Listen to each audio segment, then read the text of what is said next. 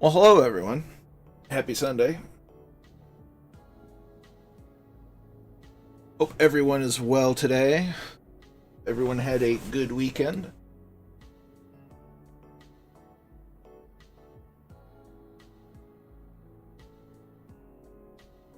Welcome to Cape May, Maryland. Or Cape May, New Jersey, excuse me.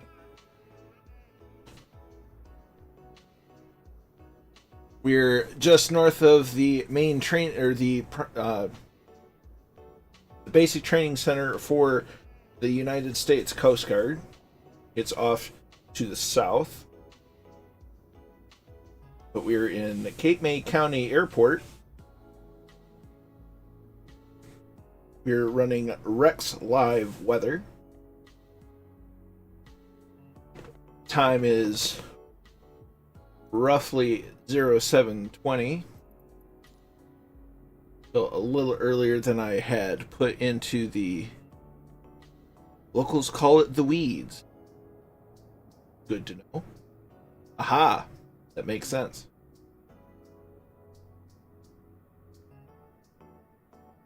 So today's plan is...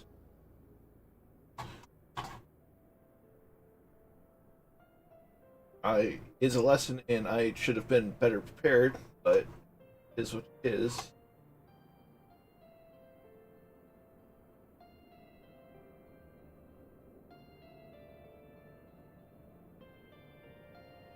So we are going from Cape May, New Jersey, up to Martin State Airport near Baltimore, which is just northeast of Washington, D.C. And then we're flying northeast to KACY in Pennsylvania, which is just north of Philadelphia. And from there, we will fly over Philadelphia and land in Atlantic City. So that is our flight plan today.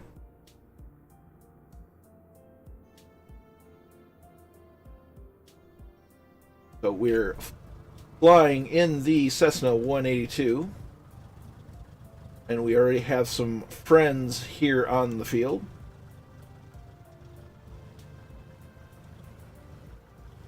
And a number of AI aircraft.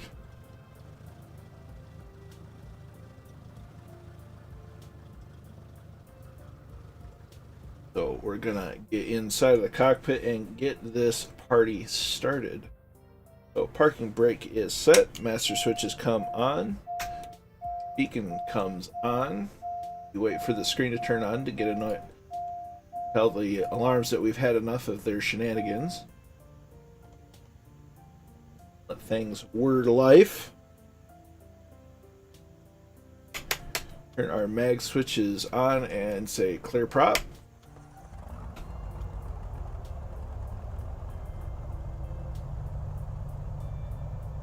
Make sure our altimeter is set. Make sure get our engine idling at a proper setting. Okay, avionics come on, taxi and nav lights come on.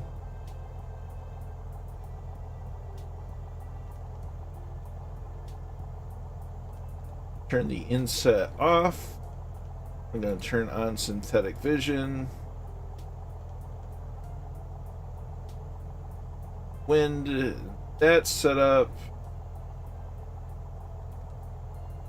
Go ahead and get our CDI set up.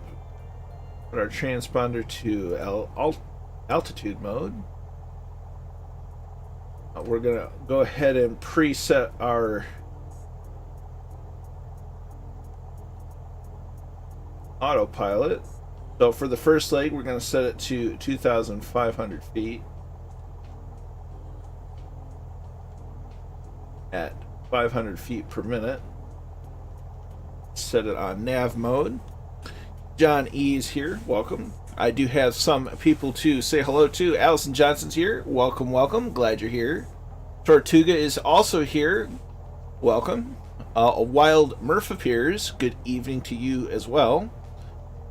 Ed Reed is here, and as well as Catbat9. So you are all welcome. Glad you're here.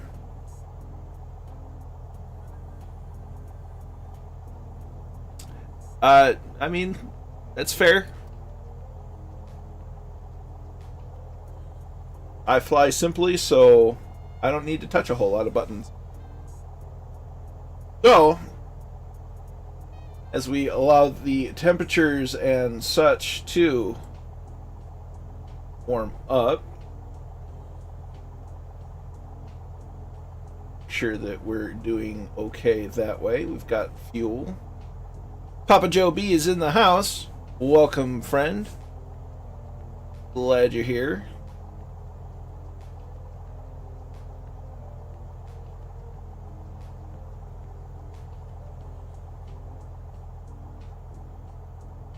Sweet. Do a quick look around. So, if we go and look at the METAR, the altimeter should be 2987, unless that's old. It might be a little on the old side.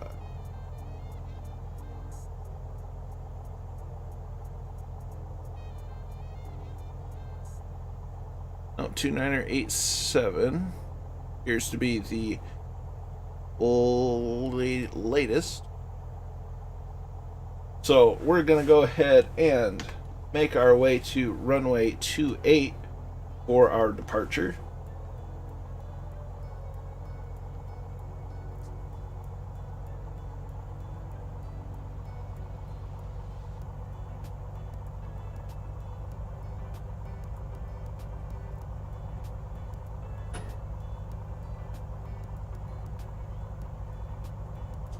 Bellbro is in the house. Welcome, welcome. Glad you could make it.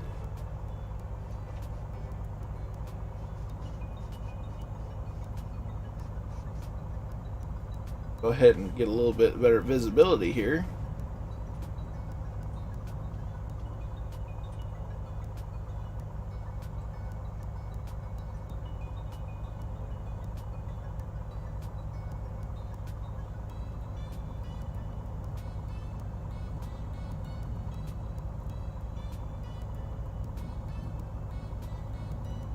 As we slowly make our way on the taxiway,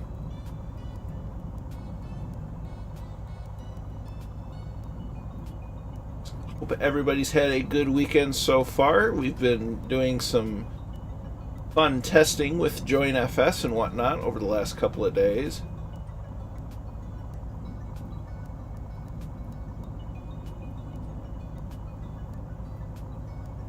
So a new thing, exciting new things on the horizon for sure.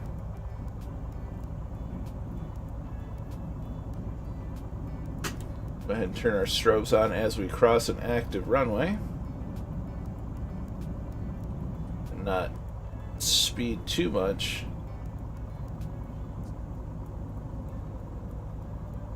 Ooh, having fun today.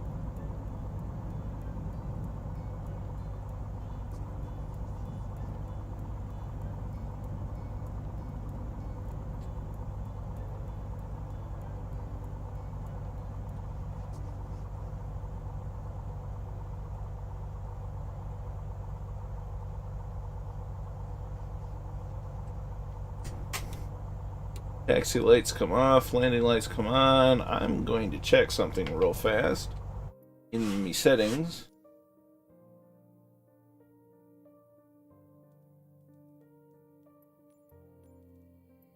Taking some screenshots and I wanted them to look good.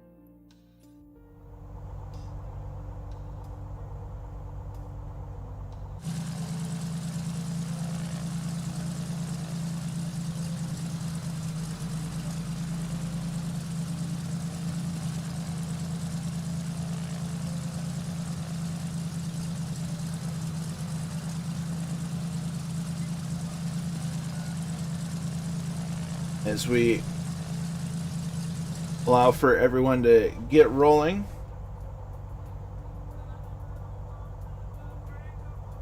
I'm gonna go ahead and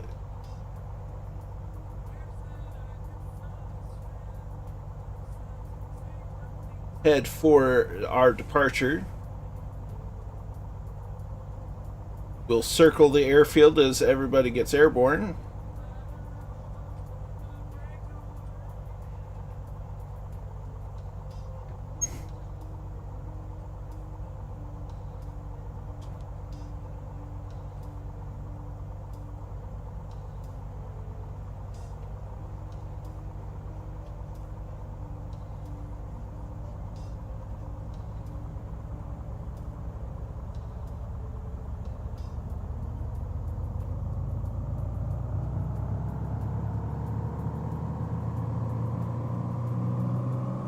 Slowly put in the power.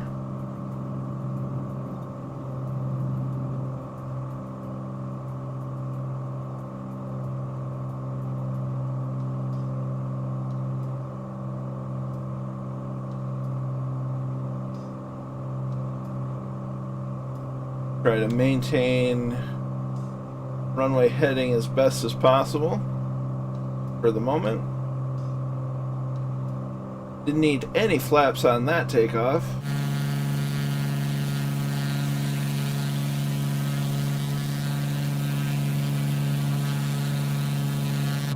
We'll go ahead and make a leisurely left-hand turn as we lower our engine power a little bit. Do not overstress the engine too much right off the bat.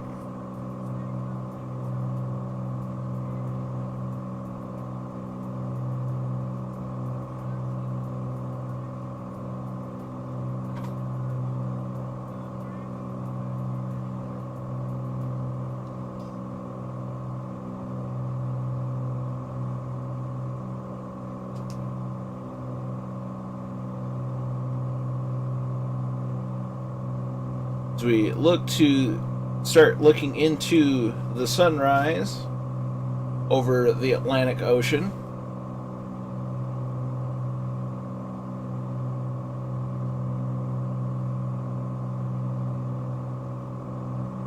Downloaded the MSFS Academy training series today. Great series, more than I'll probably ever need, but it never hurts to keep it. That's awesome. I've heard good things about it. It might be something I eventually look into getting myself. No, we have the in-sim time set to roughly 07:30 a.m.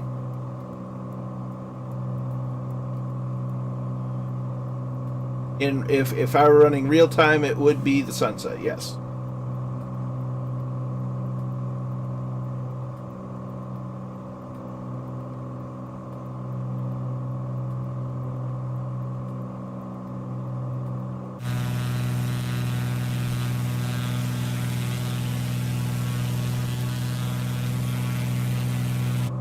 Okay, we're going to go ahead and close our cowl flaps.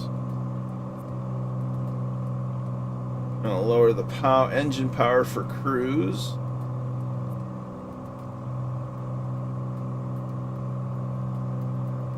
We're going to go ahead and activate our autopilot and let it take the wheel.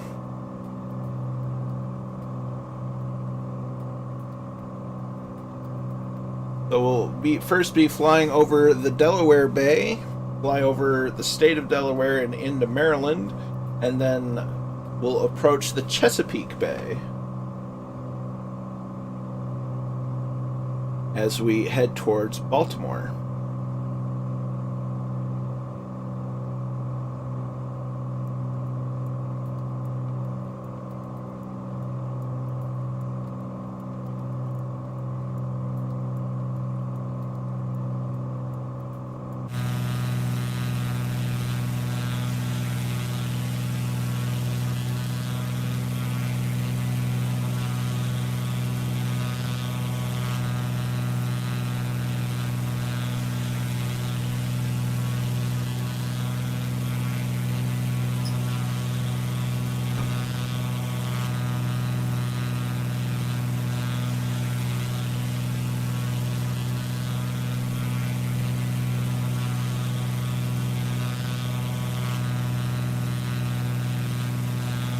Chesapeake Bay is in the neck of the woods of John E.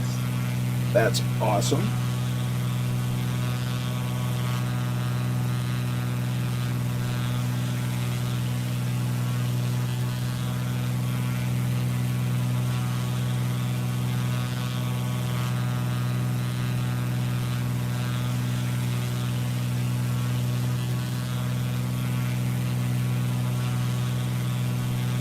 As I see, here's John E, and I see a two-tone Murphy, a Bellbro, a Tortuga, and a Catbat.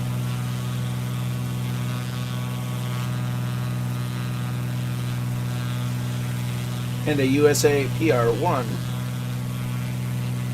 Get in the cockpit and check out our speeds. We can dial that back a bit.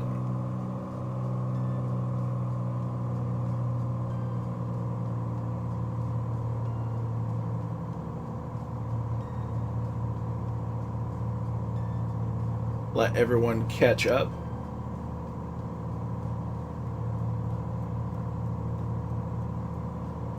Afternoon to you as well, USA PR1. Glad you were able to make it.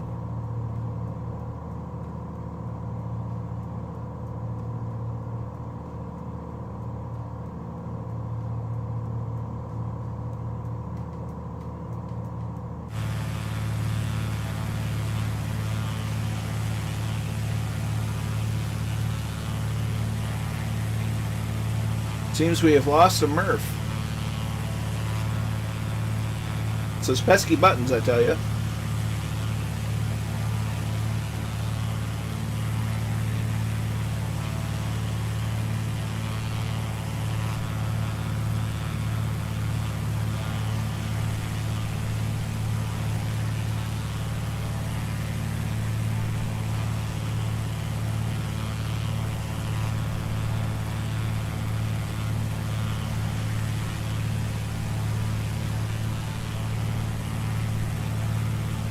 I do like the look of the Skylane.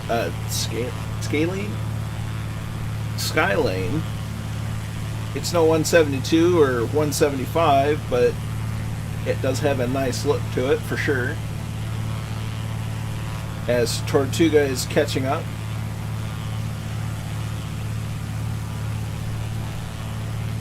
So the Coast Guard Training Center is either here or it's here. I can't recall specifically, but it's in this neck of the woods.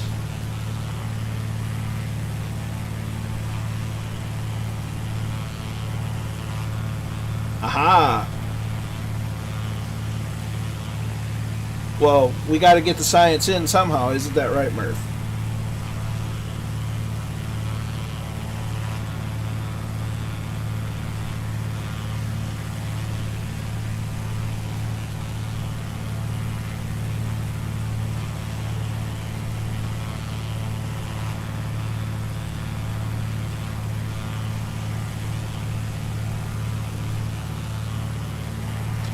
Swap networks on the fly, as it were. Very handy if it works. The interesting thing is I saw you before and I don't see you anymore, so I'm not sure what happened specifically.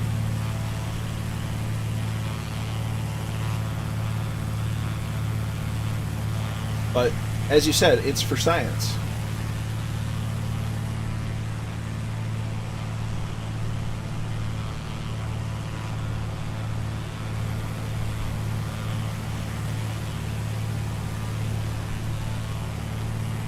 Using lessons learned from War Hamster, Catbat 9 and the Cap 10.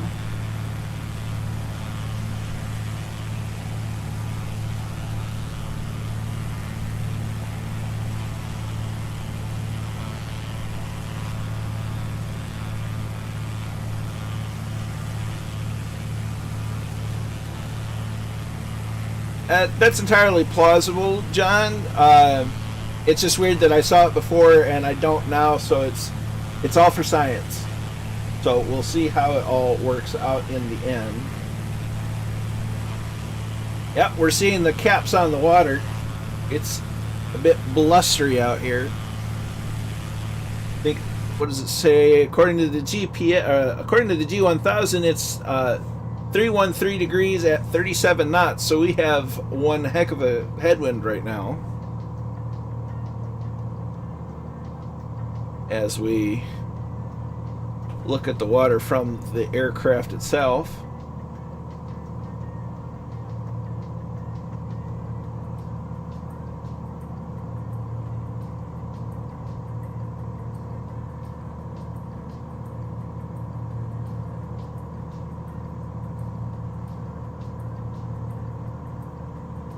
It's a keen Lafford. Welcome, my friend. Glad you could make it.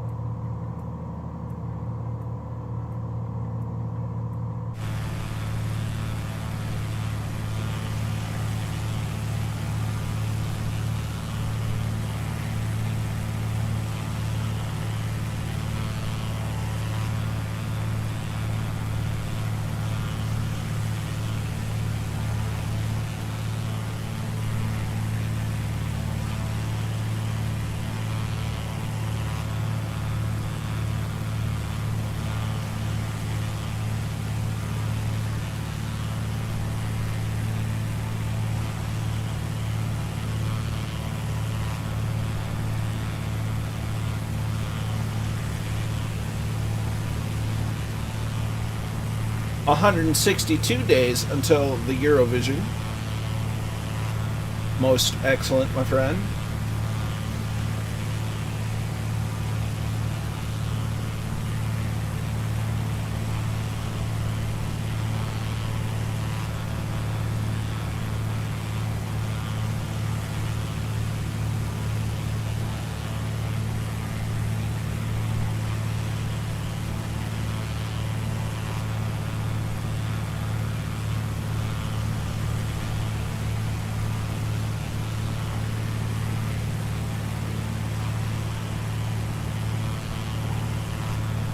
Have the full command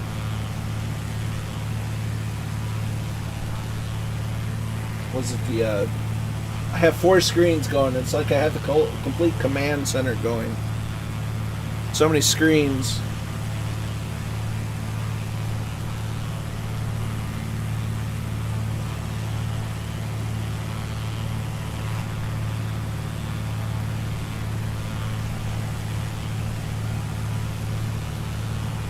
So we are on the way to KMTD, or TN, excuse me,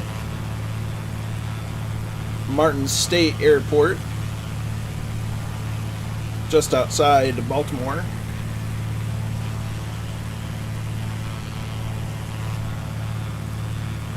We're looking to land on runway 33 when we arrive.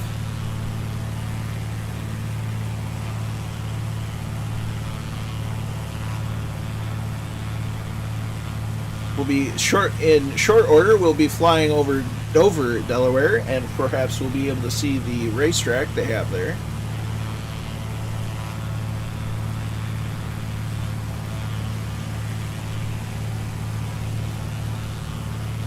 Welcome, Gurr. Glad you're enjoying it. The Fireflies of the Flying Circus do a fantastic job with flying, especially in formation and in groups. As we're here flying towards Delaware,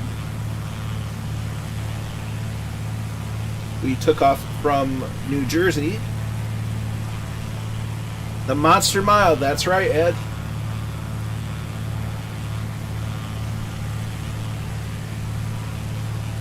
One of the few concrete racetracks in the circuit.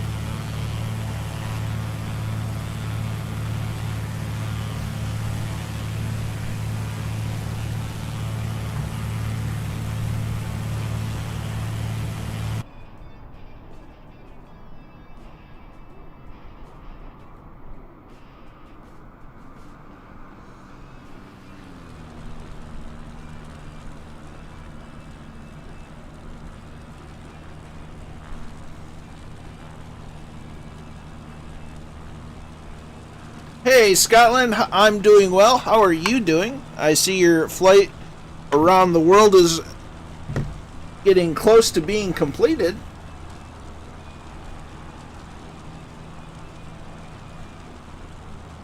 Looked like you're leaving Ohio for the state of New York.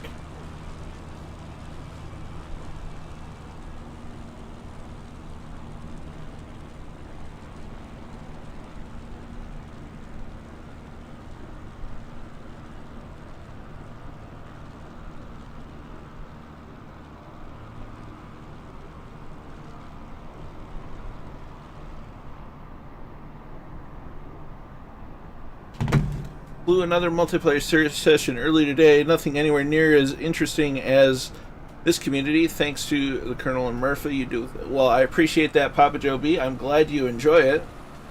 I try to be as interesting as I can possibly be, and Murphy does a fantastic job at what he does.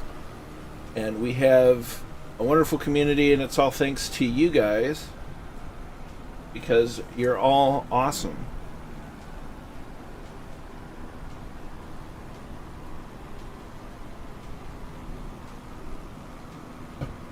Always willing to help each other out and with problems here and there. From sharing a screen to tweaking settings to almost all manner of things.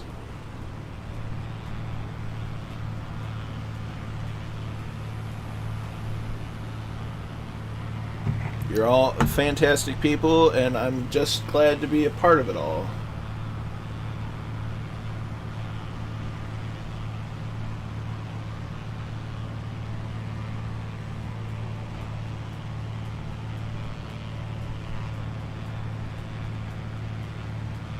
Yeah, I think Murph, when he switched networks, disappeared off of this one. Because I still don't see him again. That's okay. He's testing out for science.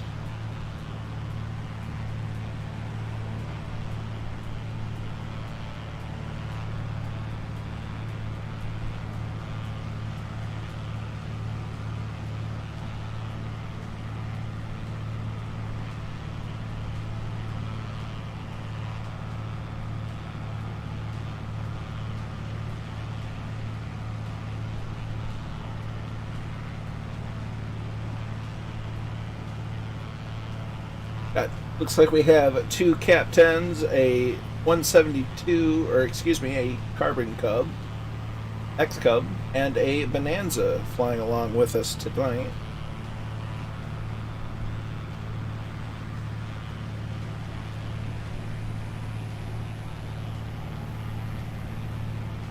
As we fly over the Delaware Bay.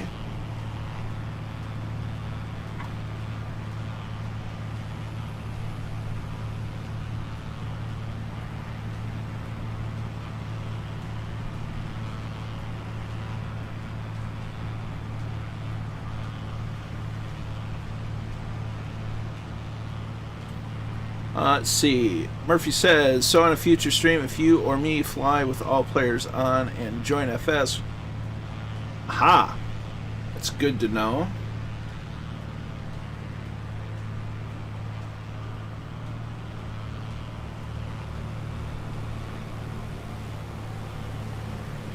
As we are approaching Delaware.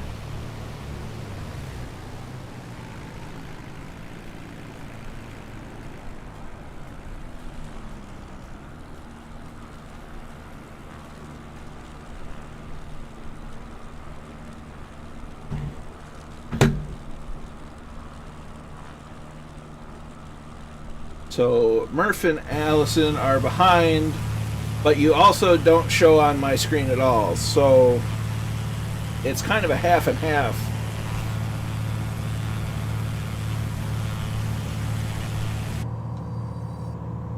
So it's definitely interesting to see how we can tweak it.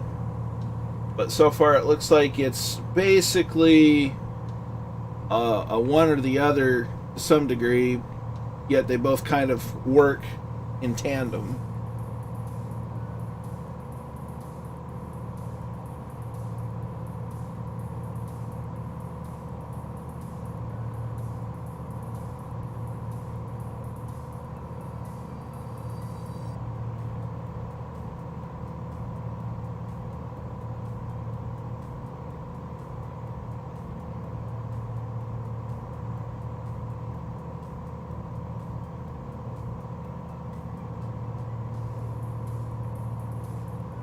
I think the only way I can see that happening is if I'm also on, or if like the streamer is on both networks, whereas like I'm only on the one.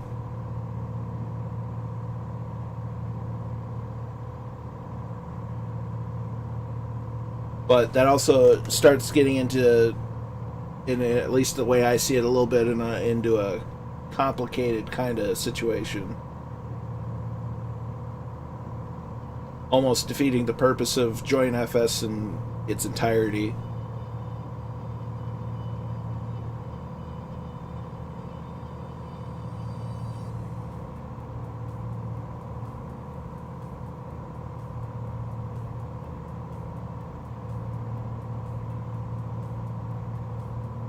Gotcha.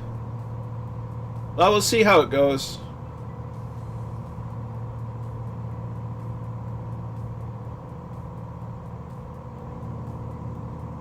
So, welcome to Delaware.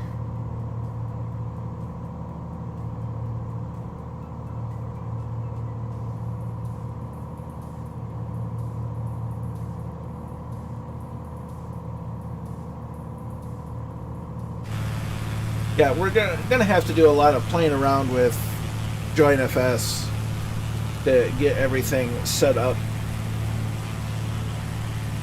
the way we want it. Ooh.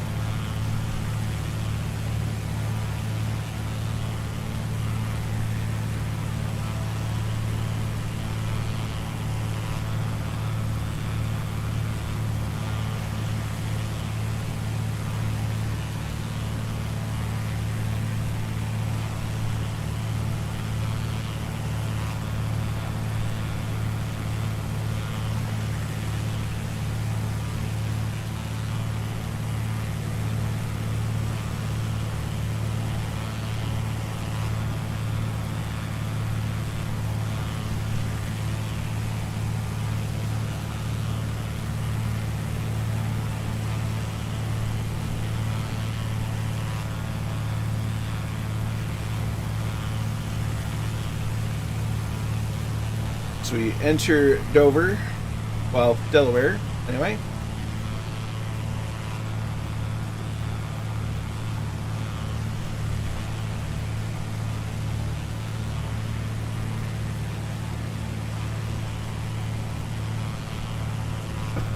Papa Joe B says we already have 50 pilots flying and jacking for takeoff and landing. What are two combined going to look like?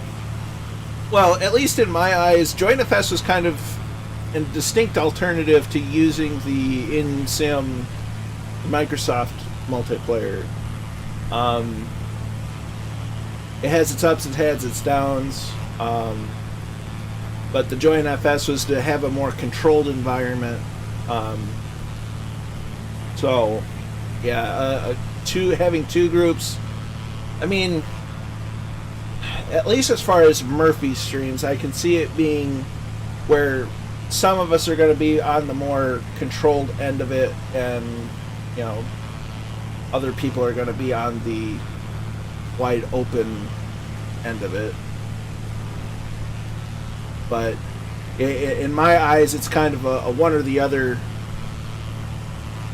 kind of option, at least the way I see it and the reason for looking into it. But that's just me. I'm still excited to see how it all works out, regardless, because it's all interesting nonetheless.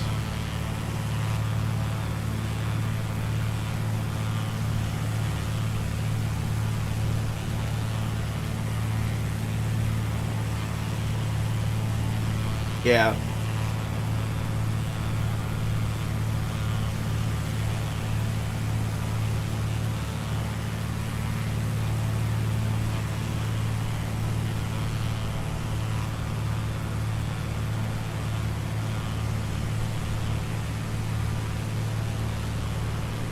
It's a bad dog. I hope you are well.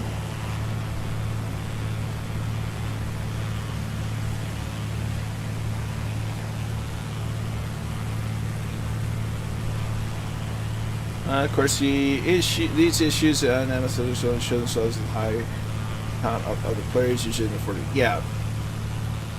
And that's kind of where we're at with your streams, is you have the, as we see, Dover Speedway, the Monster Mile, the back. You get much more of a crowd than I do. So I'm able to run with the actual airplane models on, and it wreaks havoc on you to do that. What if we could take the drone camera out for a bit of a spin? Oh, this is going to be grip. So to pump that up by a lot.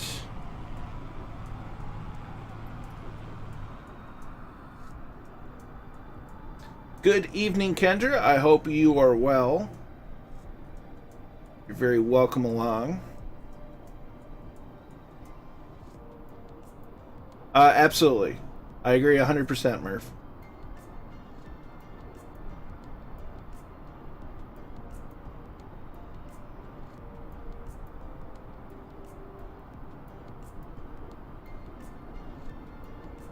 So this is the Dover Speedway. The Monster Mile. I wonder if it has Miles the Monster out front. Hey, it does. That's awesome. Who's he holding? Who's he holding? I can't tell. But that's pretty awesome. I've had many a good race in sim racing at this particular track.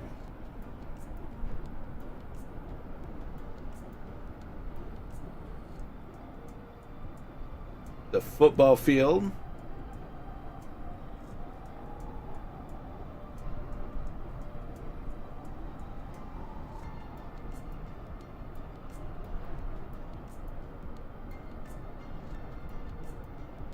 So we're gonna make our way back to the...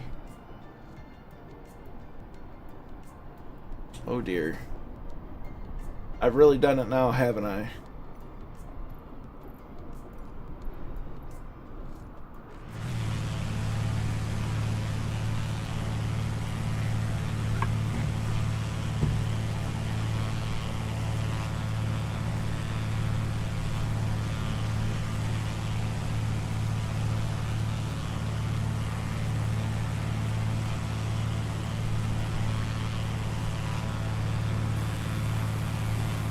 So back to the airplane.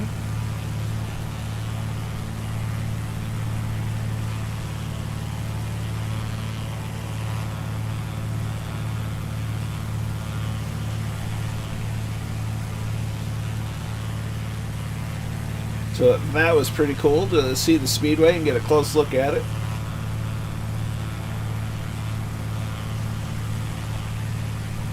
Now, I did fly over Washington, D.C. the other night. Checked out the updated scenery there, thanks to the USA update. And I saw the White House, saw Congress, the Washington Monument, Lincoln Monument. And I was noting to myself that, oh dear,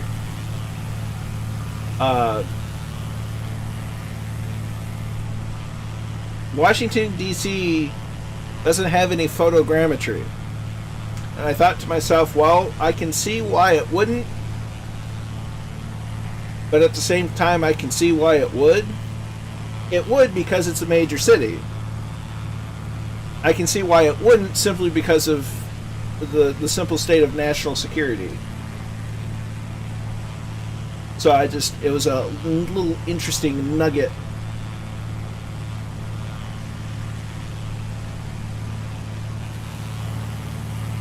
that I discovered on my little off-stream adventure. So, by now, in the real world, if this was the real world, the NORAD, or at the very least, the local radar would be paying very close attention to us, being a group of airplanes heading essentially towards Washington, D.C. But thankfully, we're in a flight sim, so none of that matters. But it depends on what you mean by worth it.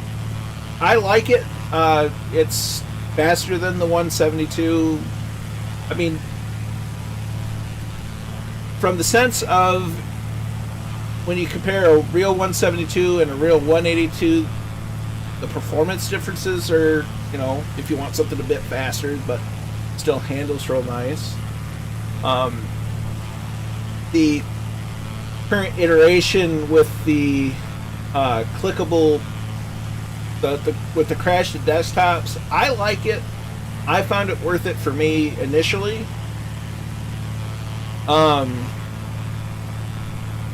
And the crash, the CTD issues that it has are not Aeronauto's fault. I like it. I think it's worth it for me. It kind of depends on what measure you use to say, is it worth it. I still fly the 172 quite a bit, just because it's much, it's slower and it's still docile and it's still very enjoyable to fly, but sometimes it's nice to have something that's a little faster without going, loony speeds. You still have the familiarity of the Cessna platform.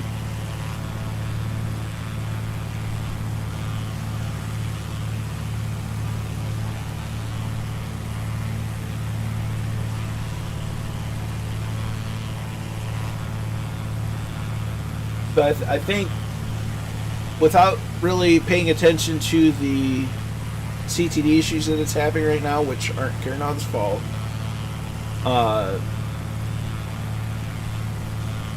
being able to click on the windows and open them up and open the doors and take out pilots and have some static elements and stuff, it's neat.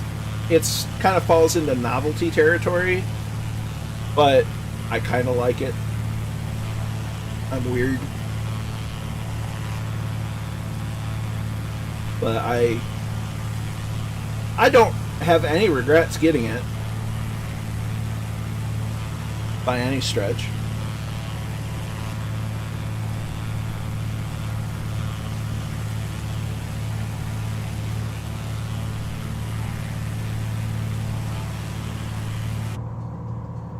Especially pairing it with the G1000 mod, it makes it nicer.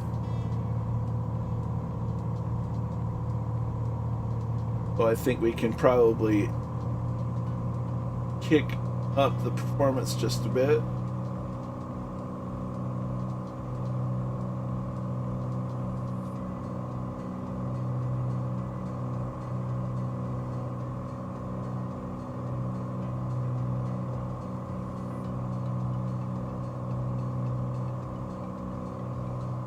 We're still 33 nautical miles from our first stop.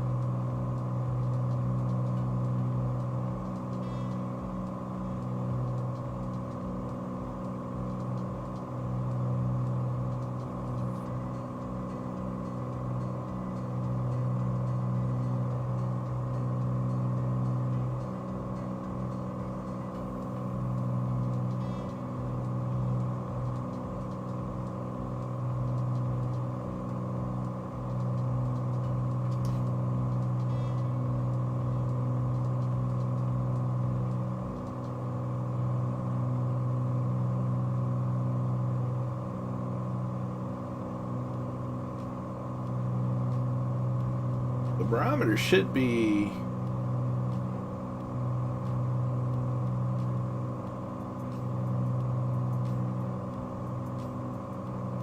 let's see, 29 or 88.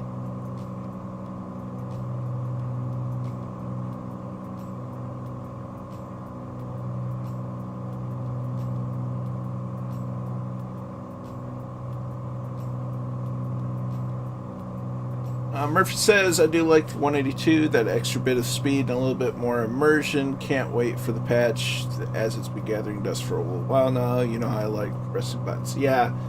And you know, that's just it. It's waiting, you know, it's hard not to click the buttons. It's fun, and you know, it adds that little bit of, you know, enjoyment out of it. But at the same time, it doesn't, at least to me, it doesn't break the airplane per se. You know, there's a lot of people who say, oh, it's broken, it's unflyable, and this and that. It's like, well, clearly it's not unflyable. It's just you have to avoid certain buttons. And it can be hard to avoid pressing buttons because it's fun to press buttons sometimes.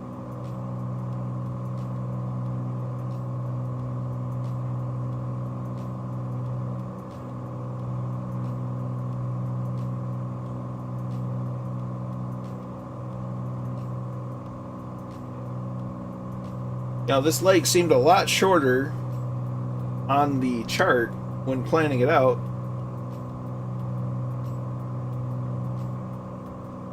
But that also didn't account for wind. Although on the way back, we should be end up getting a tailwind. But it'll all even out, because right now my indicated airspeed is almost that of my true airspeed, thanks to the windage. Happy to help out, even though I don't know if I was much of a help there, Bad Dog, but I like it. The bottom line is I like it, and I don't regret purchasing it. Just some of the issues that have popped up are a bit frustrating from time to time.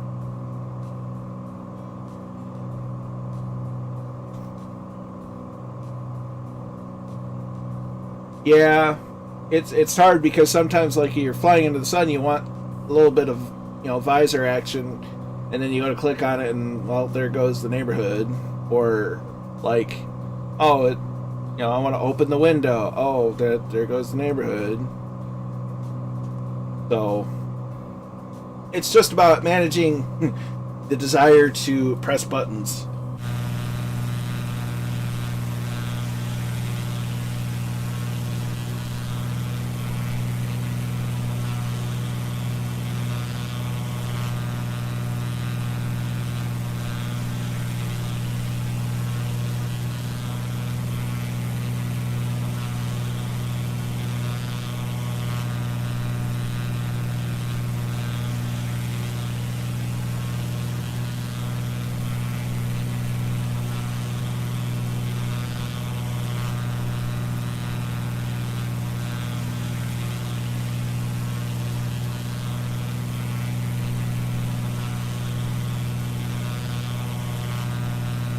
Seems the weather has updated in Rex.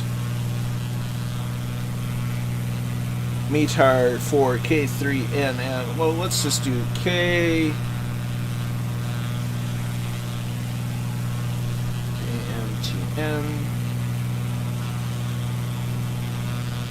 1958 Zulu, winds 310 at 8 knots, 10 statute miles, clear skies, altimeter 29902. Yeah, so far I've had no problem using the base functions for the autopilot. I've heard reports of hitting the barometer or the barrel button. I don't even know what that does, so I don't even bother with it. I need nav mode, heading mode, altitude mode, up and down, and the vertical speed, and then the on-off. I'm a simple pilot. I don't do things complicated. And so far, it usually works.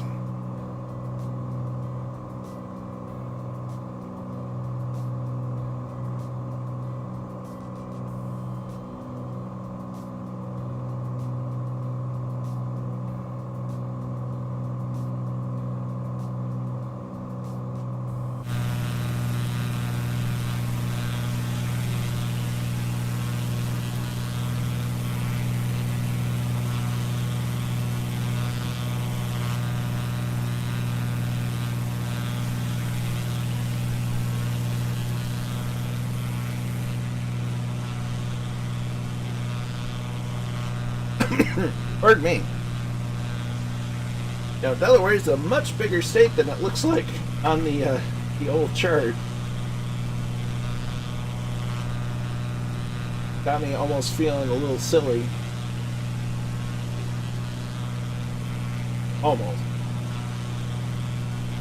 Favorite Christmas movie, Colonel. What is my favorite Christmas movie? That's a tough call. Probably gonna have to go with Lethal Weapon.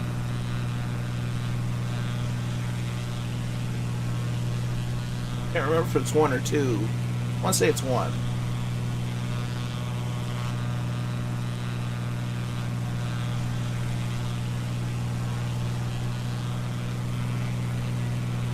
A lot of my friends' favorite Christmas movies is Die Hard. I've seen it once. It's okay.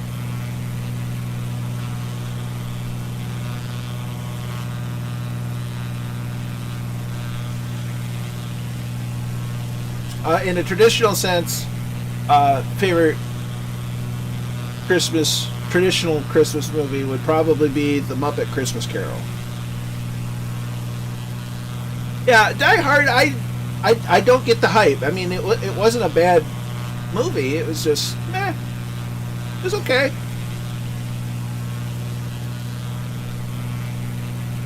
I definitely like Lethal Weapon better.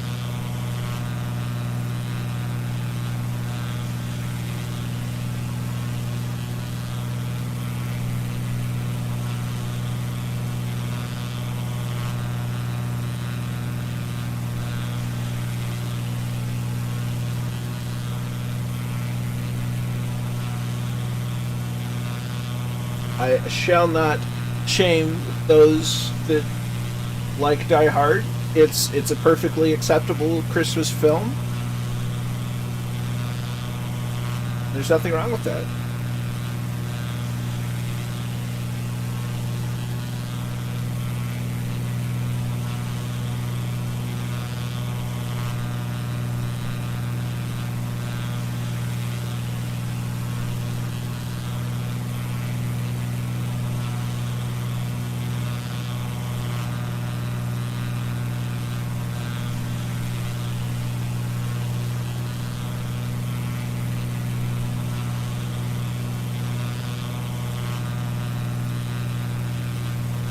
Where are we on the old Charterino?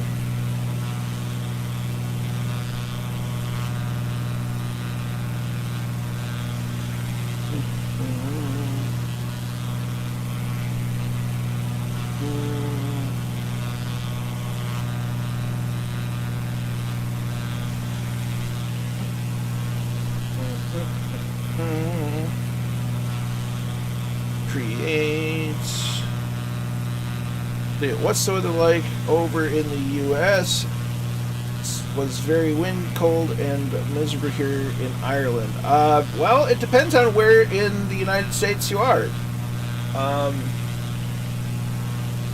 My local weather has been fairly cloudy, pretty cool, right around the freezing mark.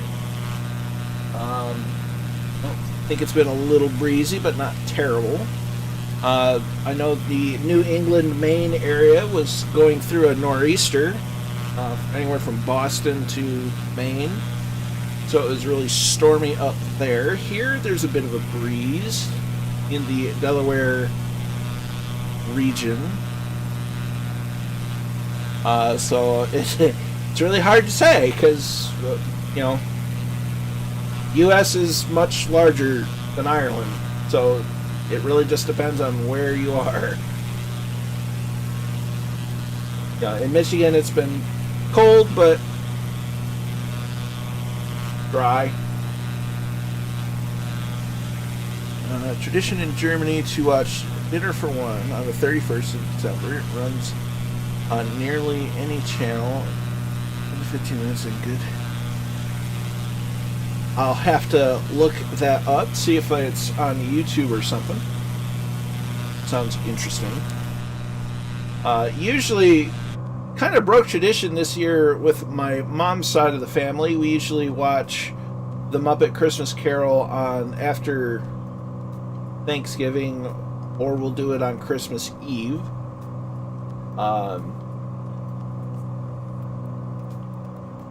In fact, with the upbringing that I've had, I get basically 2 Christmases and 2 Thanksgivings, because I get to celebrate it once with my dad's side of the family and once with my mom's side of the family.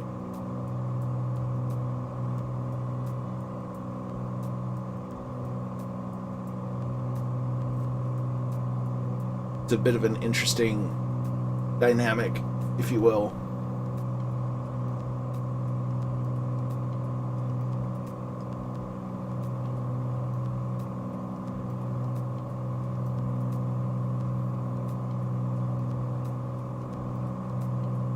So we're about 10 nautical miles from... I'll have to look that up, Kendra, for sure.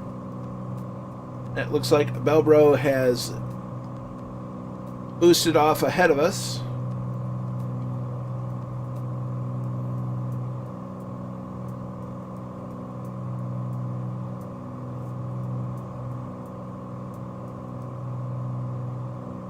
Okay, so we're going to look up the charts.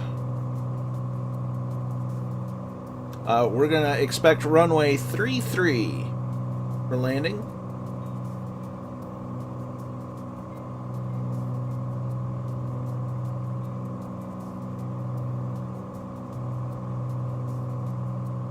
So we're going to disengage the autopilot and start hand flying. Make steer and prop go forward.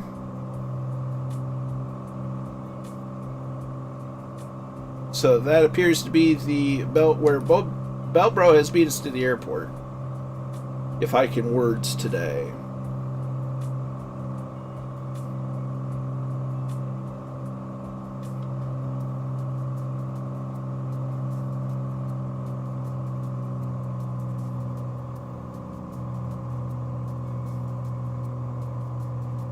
So we'll turn left a little bit so that we can get a better approach to the runway.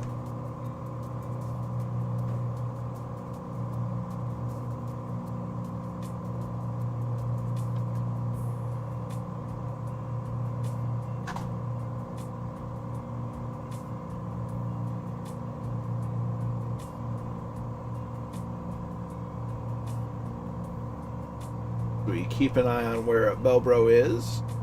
He's technically marking the airport right now.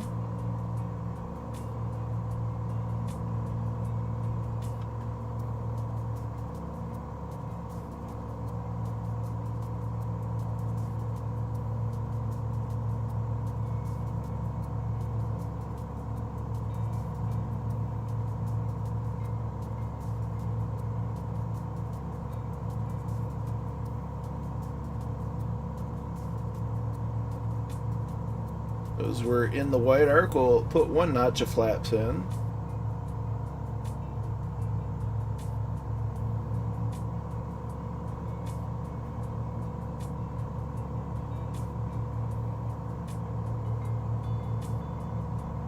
The CHT is still in the green, so we should be good. We'll open up the bow flaps a bit.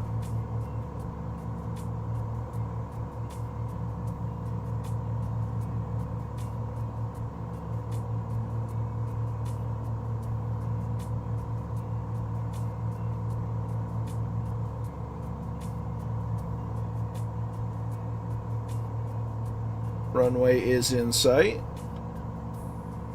Then in Ireland, every Christmas Day at about 7 o'clock in the evening, there's an animation about a half-hour long. Also, there's a comedy show called Mrs. Brown's Boys. A Christmas special of that is on Christmas morning. Interesting.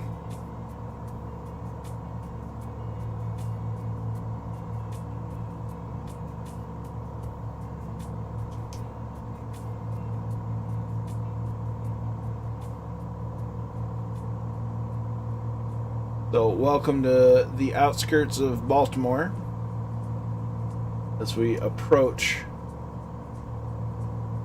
the Martin State Airport.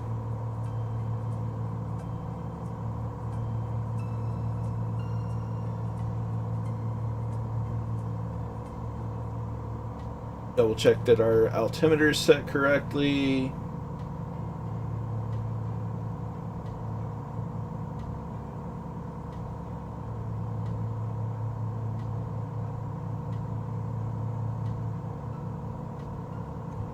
Well, for the sake of expediency, we may wait for the flaps a bit longer.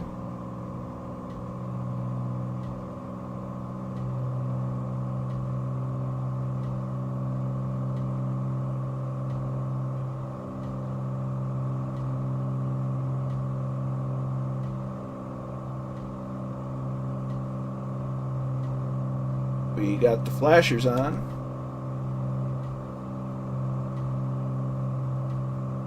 I see Bad Dog in a 172.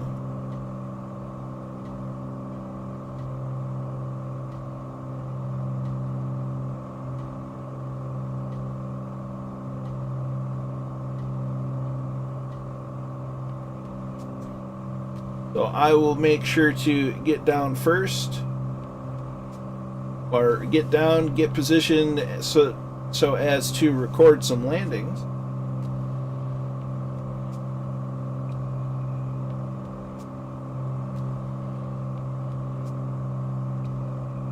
We'll probably have a little bit of a crosswind, but that's okay. The flying circus is well equipped and prepared for such an outcome.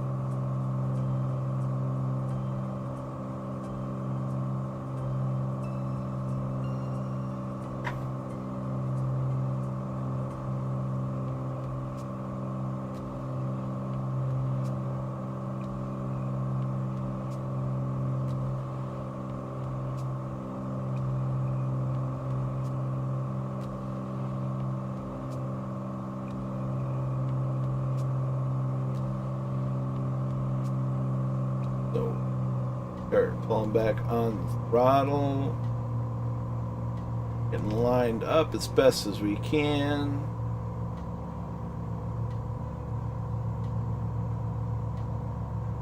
Using our trim more than we are the elevator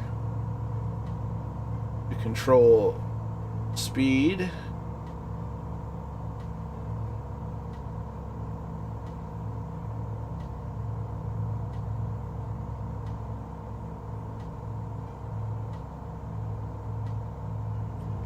We'll put one notch O flaps out.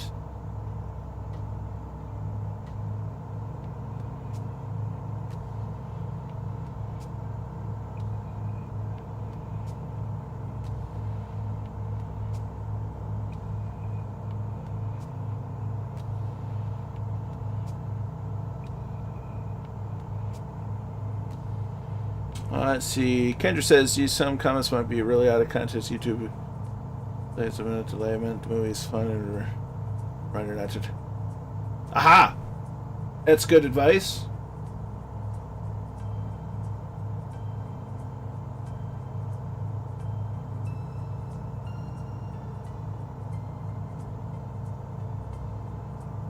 We're real low, so we're going to add power in.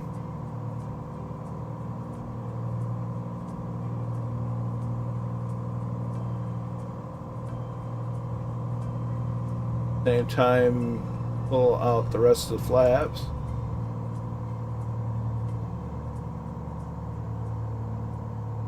Pitch to airspeed, throttle to altitude.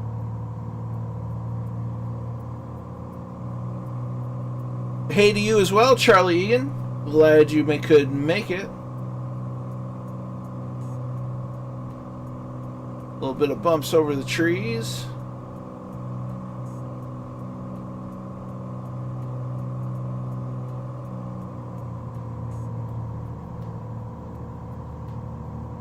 We're on a decent glide slope now.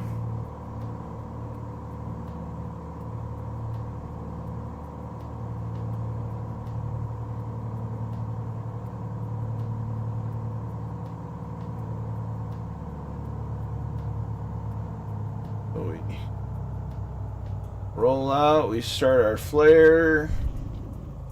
Ooh. A little hard.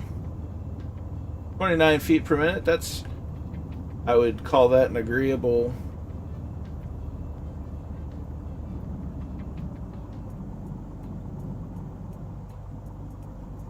landing.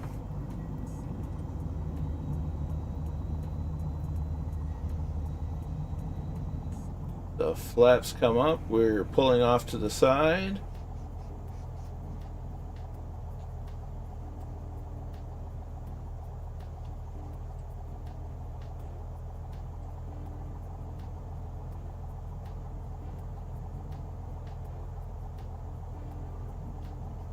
We'll pull off.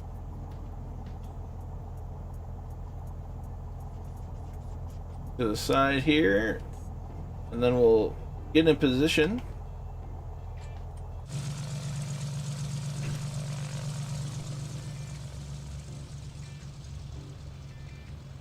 And I hate that it resets the speed every time.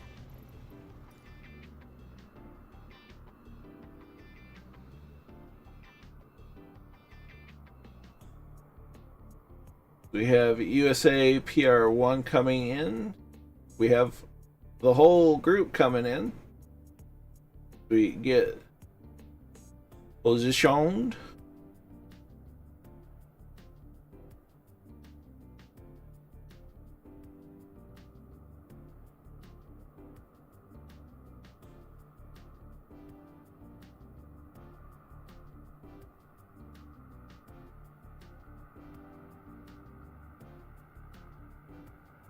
The runway is open for landings.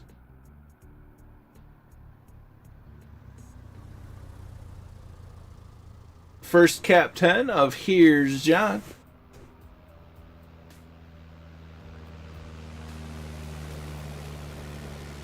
The next Cap 10 of Catbat 9.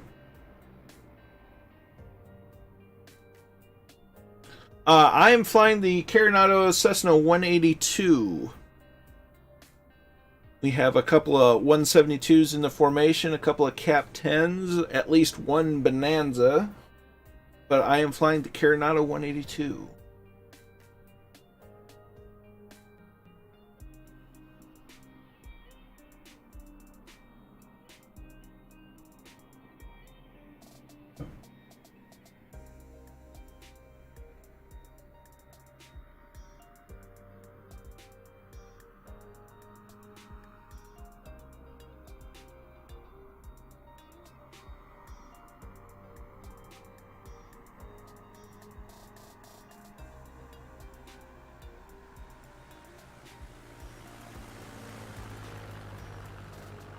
There's a 172. Now it's Bad Dog.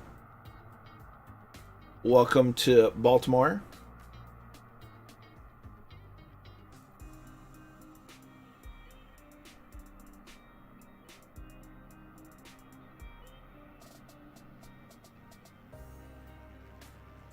John's got to run. Hope you have a good night as well. Here's USA PR1 in the Bonanza with a nice landing. I hope you have a good night, John, and we'll catch you on Discord and the next stream.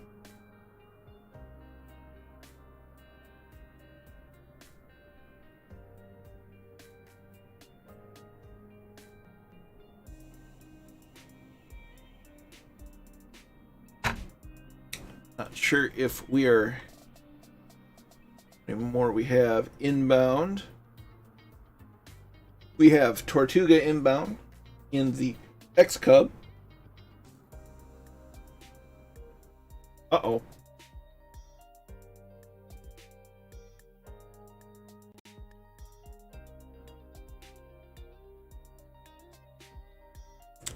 Well, that was unexpected. It was going so well.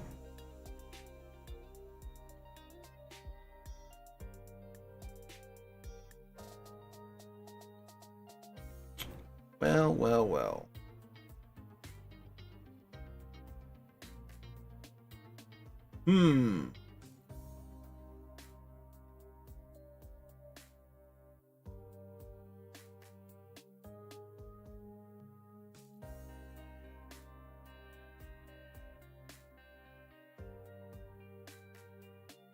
It was all going so well.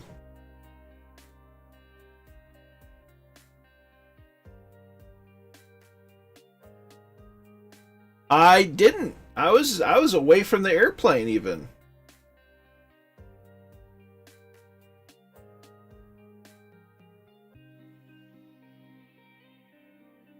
Very curious.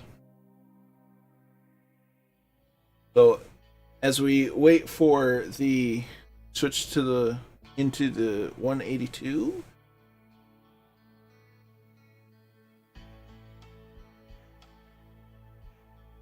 Well, let's try this one more time. I'm going to switch from, however, Rex. I'm going to disable that. We're just going to go with the default live weather and see what happens there.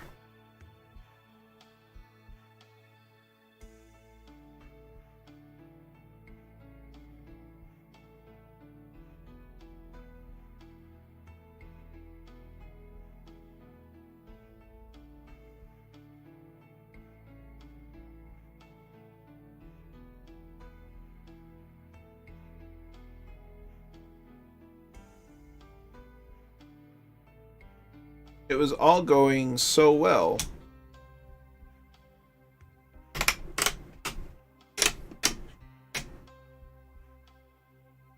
On the upside, it happened after landing. So I suppose that's a positive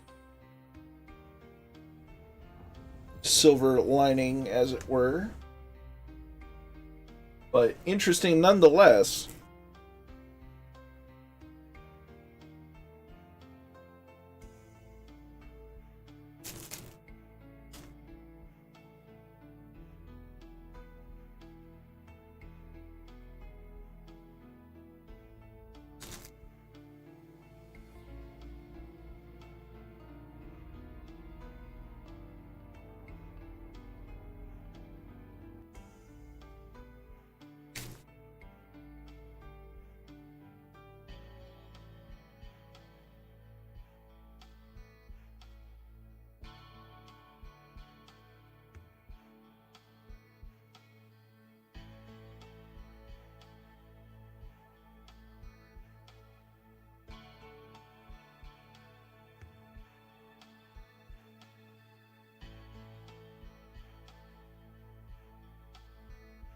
Worst case scenario, I'll probably disable the or turn on the generic multiplayer models.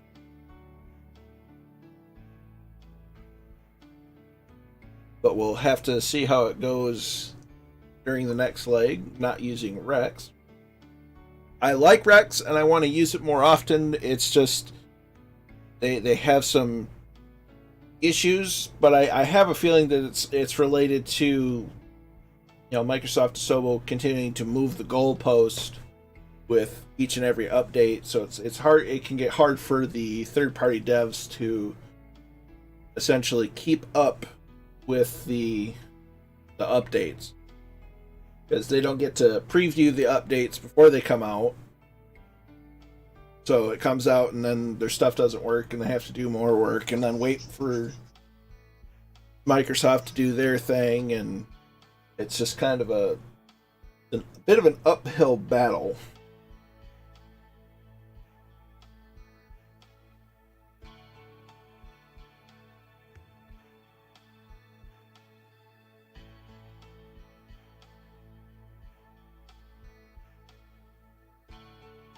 Not that I'm complaining, I'm certainly not, but it just is a simple notation of that's the way it is.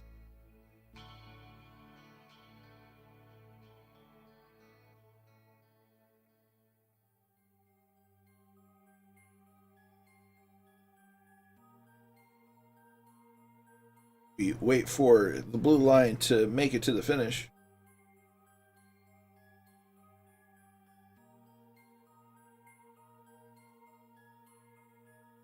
You have a good one, Papa Joe B. Appreciate you coming along, and we'll catch you next time. Sorry that my stream had an unceremonious delay. after the first stop.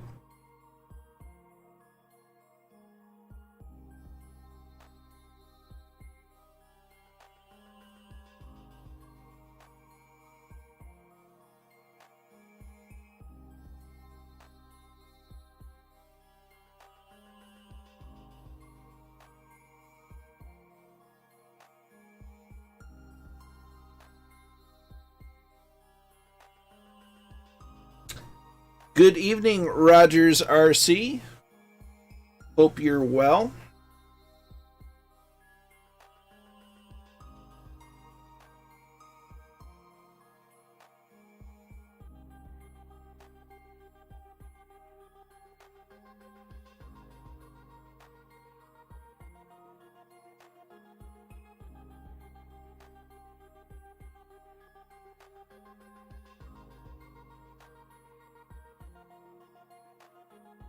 We're just waiting for the sim to figure life out again after it decided it wanted to take a break after our first stop of the evening.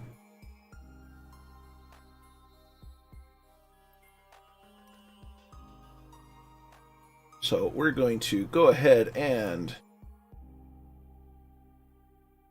TN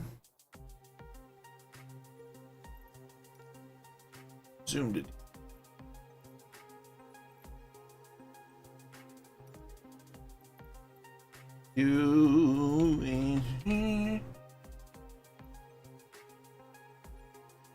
Here and then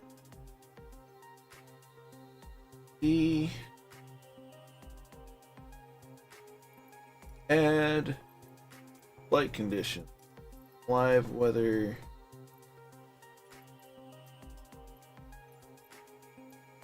time at about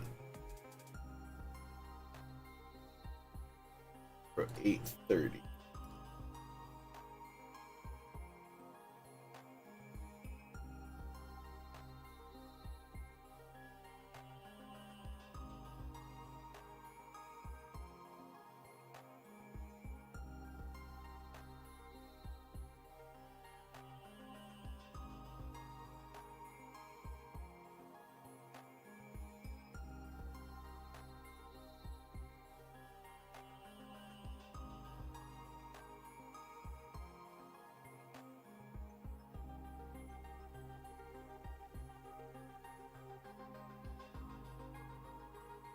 Almost back in the sim, folks. Again, I do apologize for the interruption in the flight.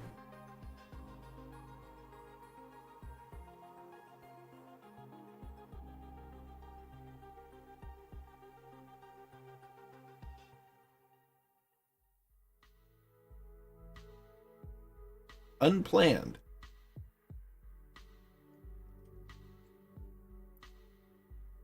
All right. So, here we are back in the Cessna 182. Master switch is coming on.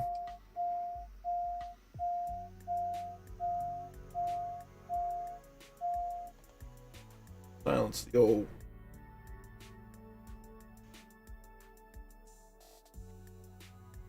Well then. Gonna be like that, is it?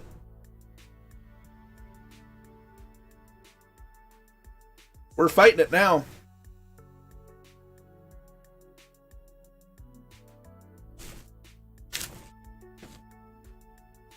So we'll be switching to the Cessna 172. Although the 182 was working just fine earlier, it decided that it had enough. So the old reliable it is.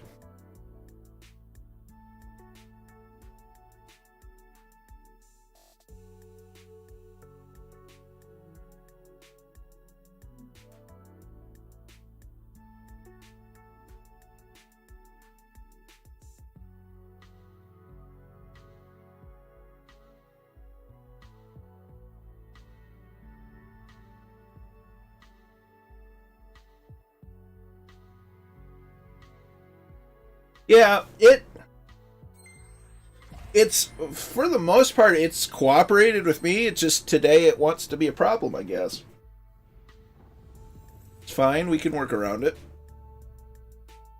I do like flying the 182.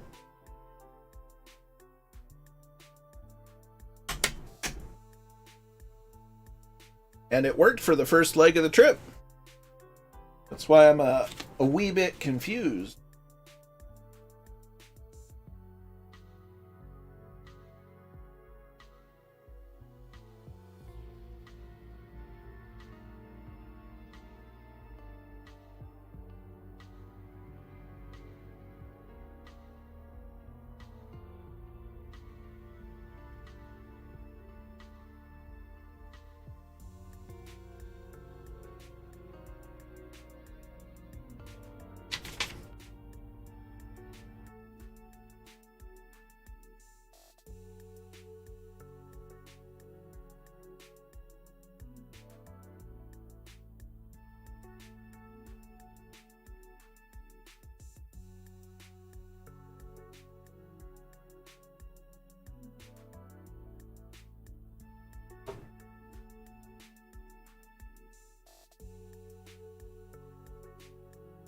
Do apologize again,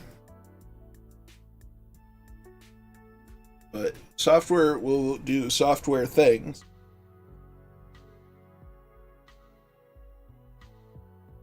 And it's okay. We shall prevail.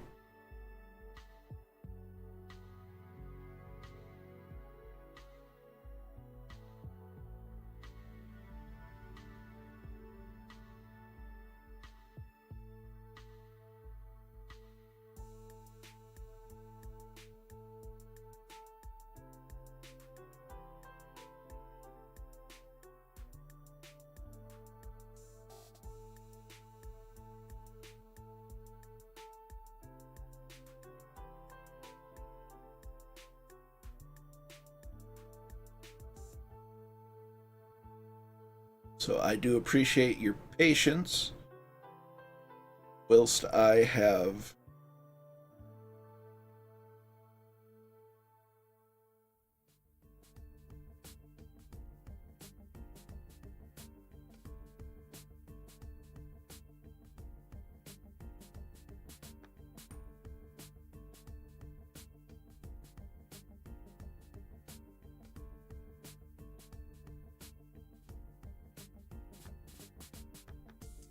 Okay, try this one more time. We're gonna pick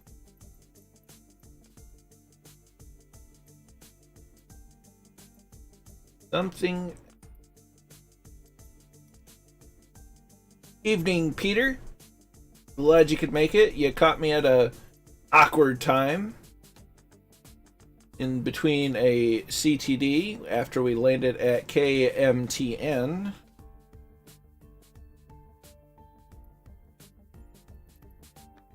Didn't even get to finish watching the landings.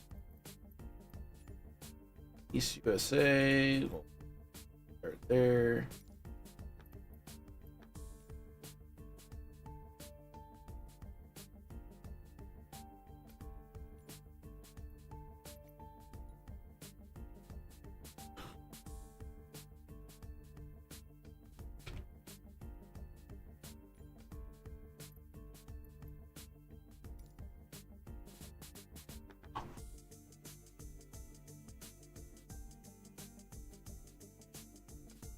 Wonder if it's because I stepped into the 122.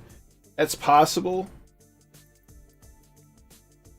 But either way, don't worry. Kendra has to go. It's all right. Early start tomorrow, long day. Well, Kendra, you have a good evening. I hope your Monday goes as well as it possibly can, and that it goes easy, but you have a good rest, and we'll see you next time. Sure. Kind of at the same moment in time. It's possible, Cap. I don't know. It is what it is. We'll get by, and we shall overcome, as the phrase goes.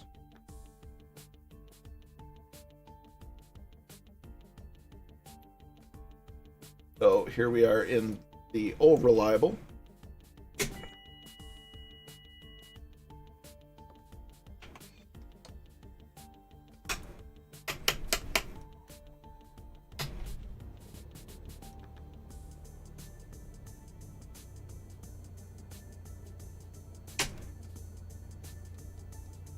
I just zipped through the procedures.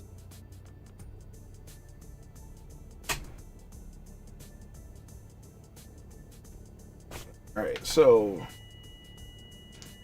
we need to hit that button. Figure out right where we are.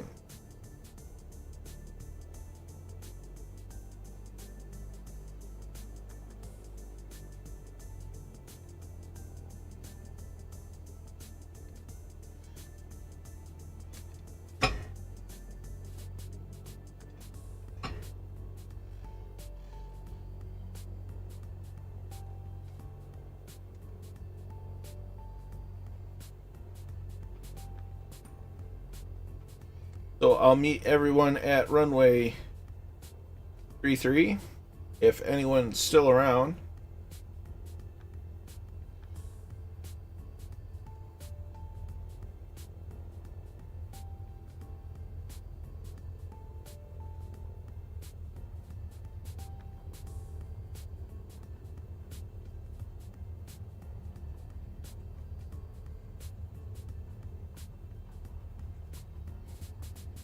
Oh, that's the taxiway.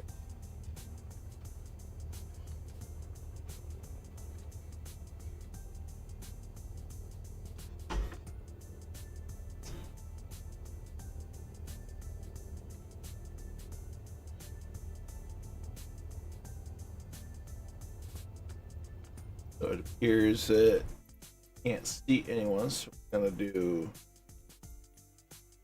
offline.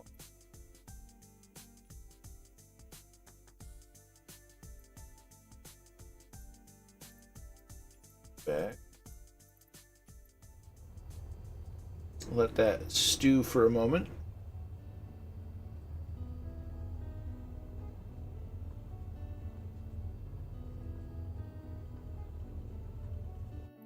Nothing wrong with the Bonanza at all.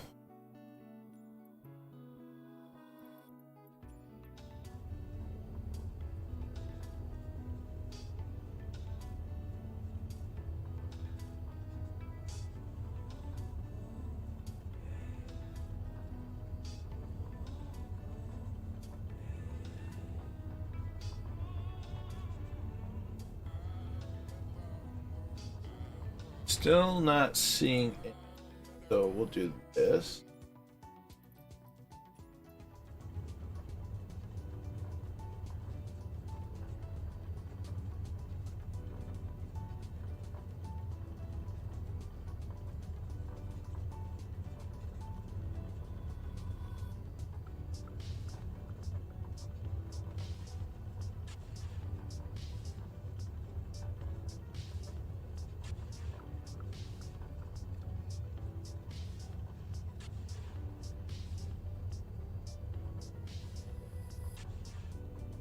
Okay, and then we'll switch back to USA.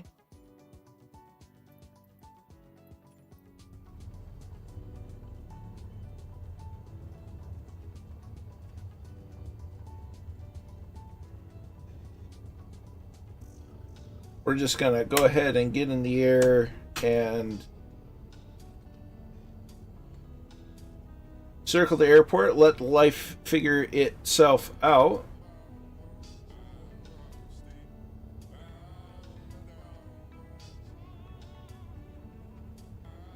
Assuming anyone's still here.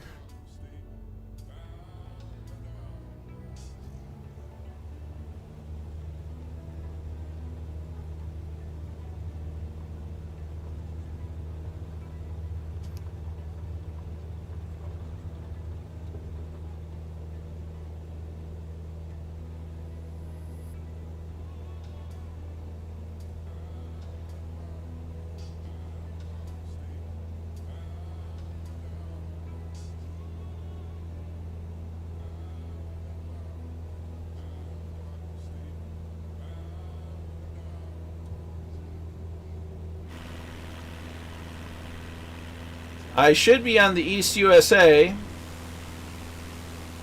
but considering I was having issues and had a CTT, it might have freaked out a little bit.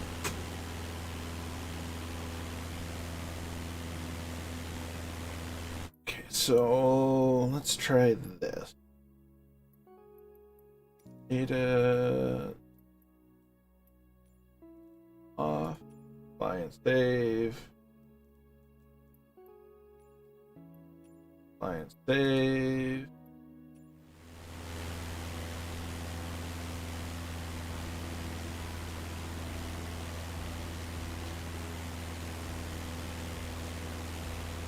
So I'm going to circle around the airport while things try and sort itself out.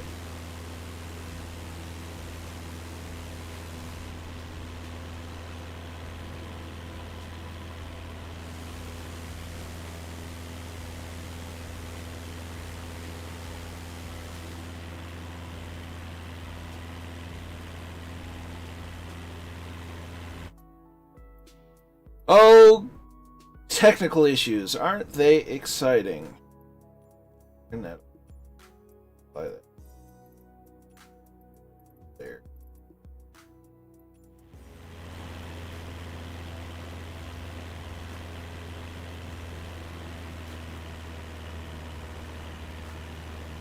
Sit for a minute.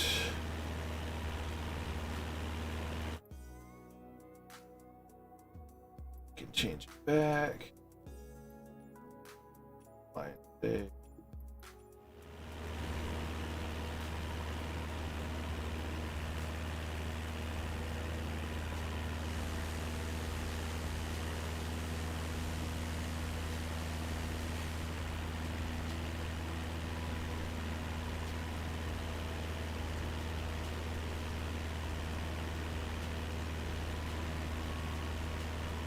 Well, I don't rightly know what's going on anymore.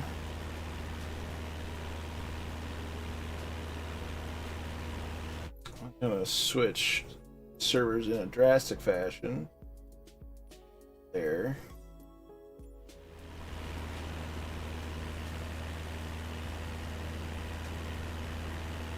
Let it sit there for a little bit.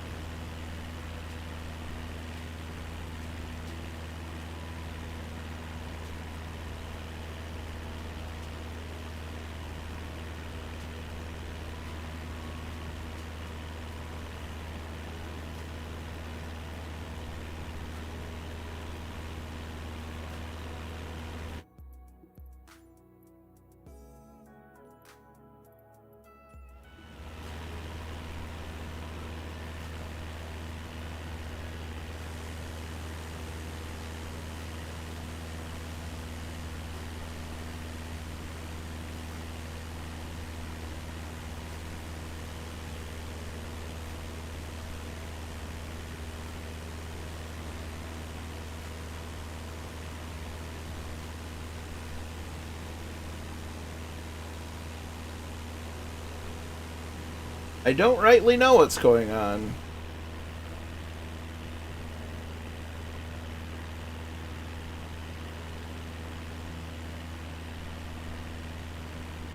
I'm going to get in here and I'm going to set up the autopilot. Maybe in the time that it takes me to do that, it'll sort itself out.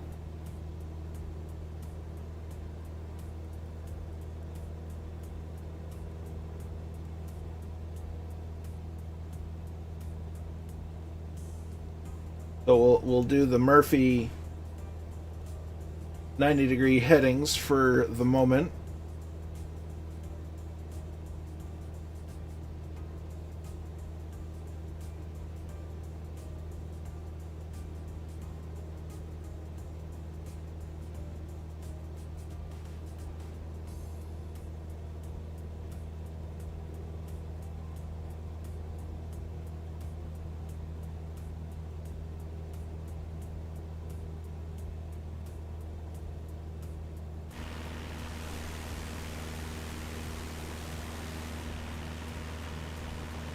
Yeah, I should be on the East USA server, and everything says multiplayer's online.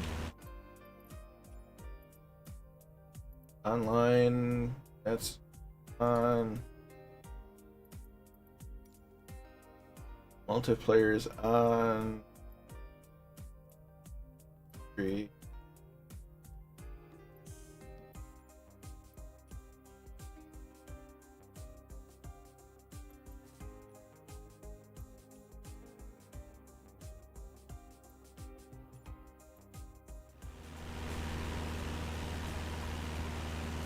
Right. Yeah, I'm going through the settings and I'm not sure what's going on.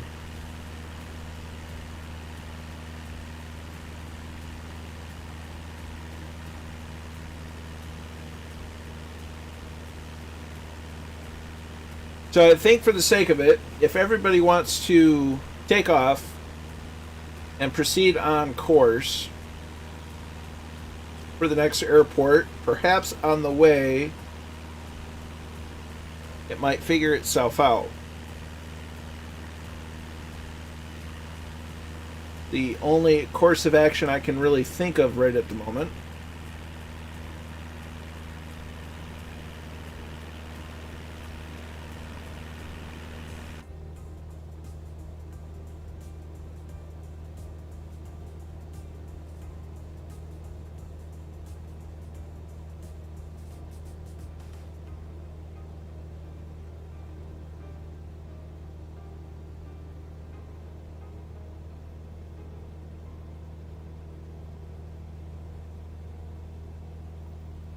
I don't even think it accepted the change in time of day I put in.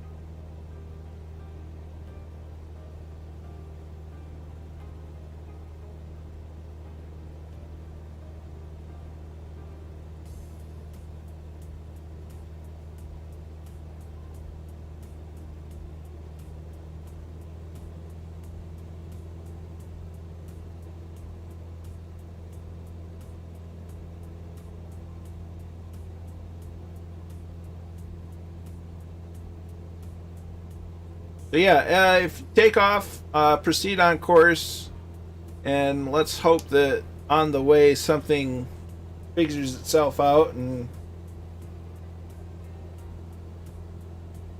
Ow.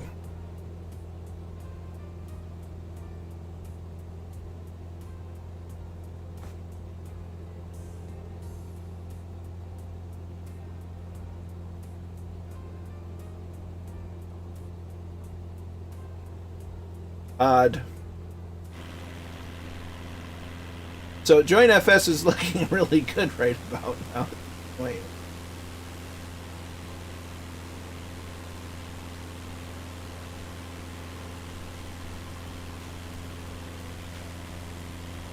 The only thing, maybe they're doing something on the servers. Who knows?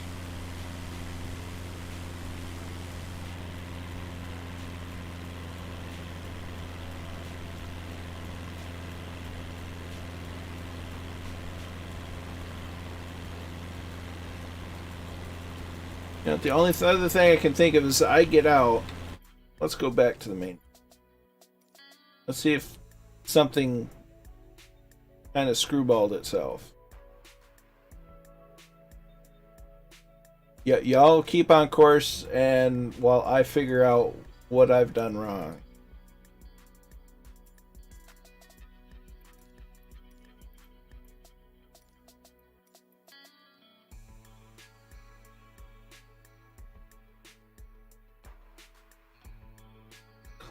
There's. Okay. And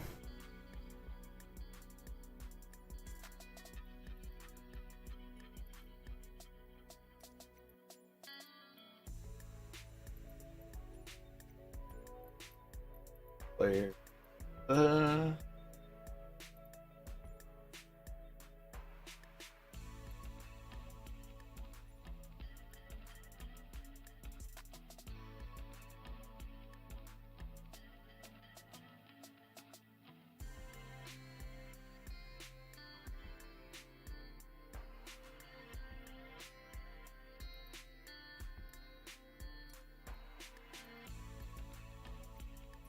Double check everything. Yeah, fly.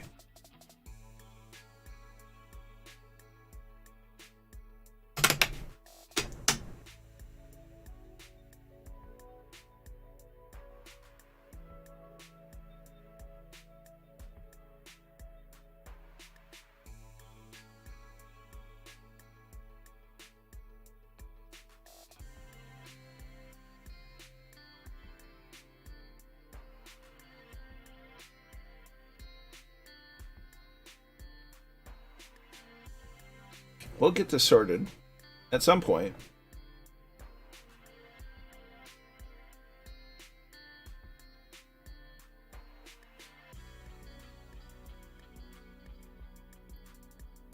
And it didn't take any of the dadgum settings I put in there, because it's worthless.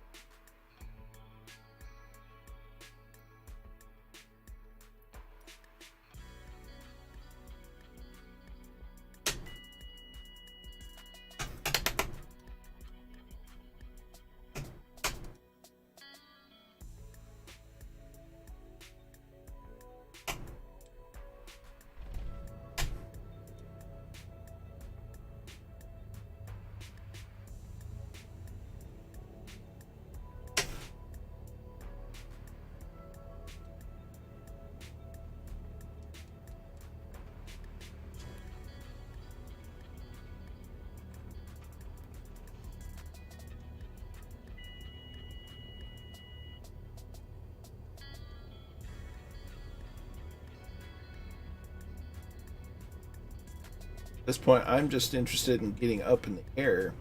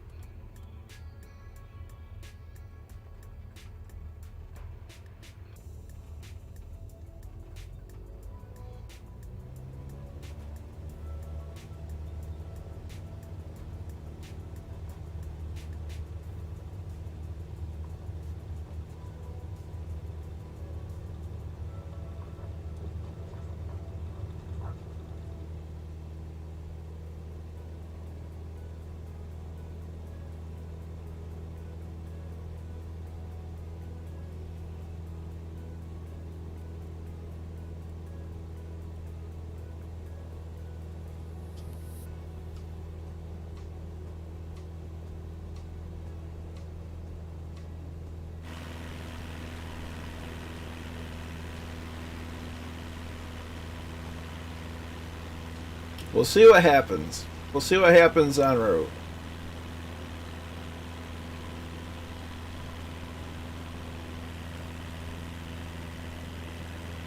But we got to get this show on the road.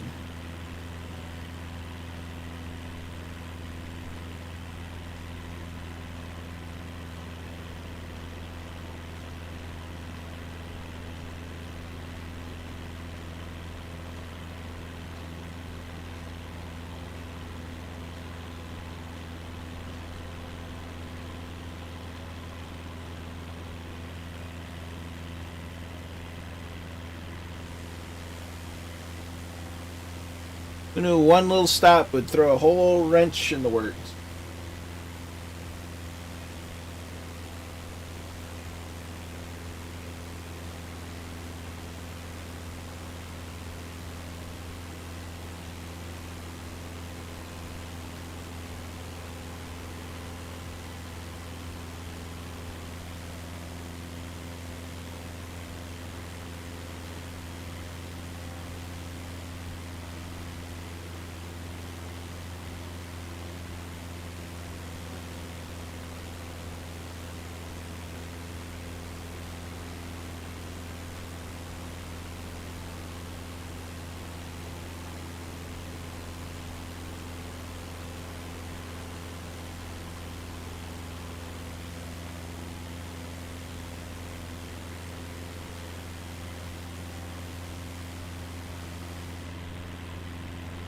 So we'll see what happens.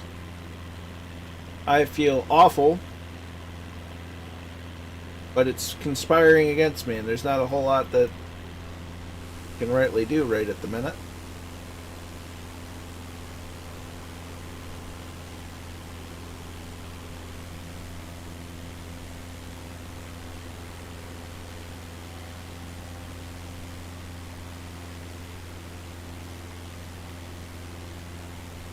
You know, for kicks and giggles, I'm going to move over to the North Europe server.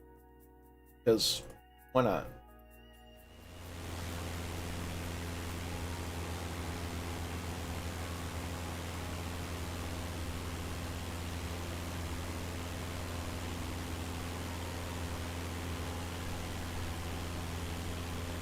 Well, hello to you too, Rocky.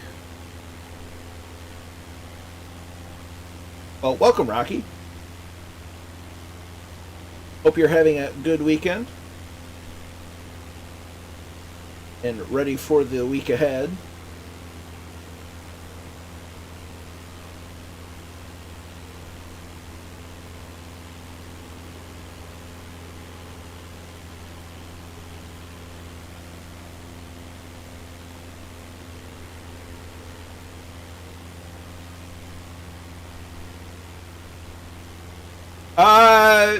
Yeah. If it's not a trouble, try switching to North Europe. See if it solves anything. Because if that doesn't work, I'm not sure what's going on.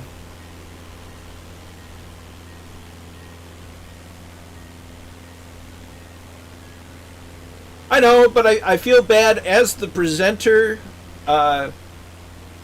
When things don't go the way I wanted it to, it's mildly deflating. But trying to make the most out of it.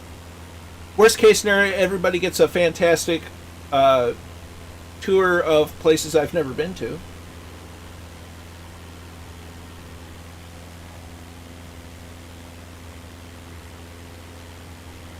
It give it a shot. See if something works out. I'm getting some weird terrain stuff going on, getting into the realm of some autogen mapping. That's interesting. Rogers RC is on North Europe. Switch to North Europe and others. So there's a me issue somewhere. That's frustrating.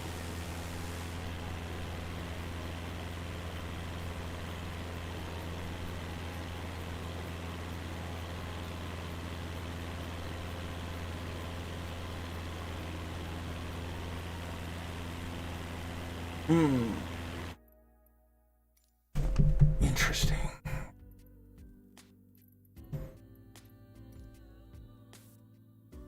That's off.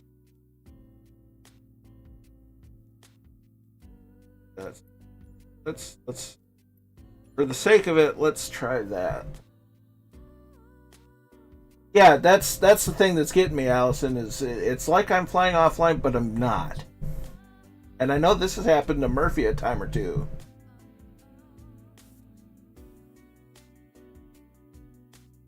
So we'll turn online functionality off real fast.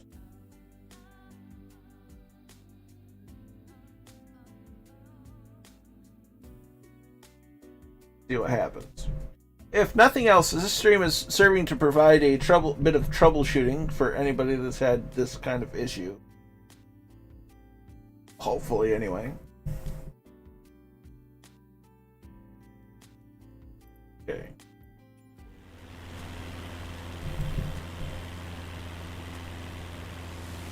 Okay, so right now, all online functionality is off.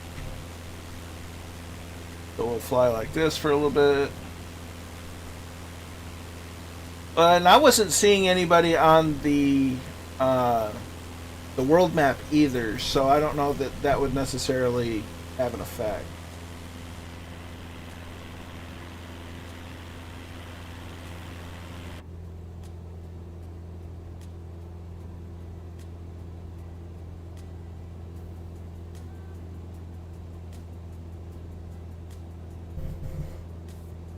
Let me do this now.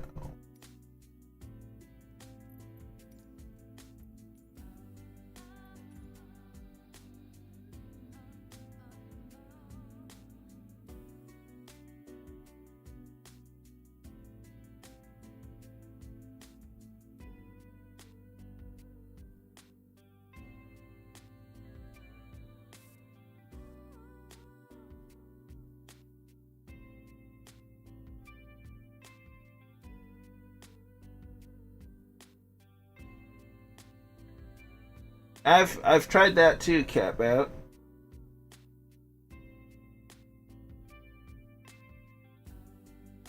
Basically tried everything I can think of, from in the data menu to the server menu.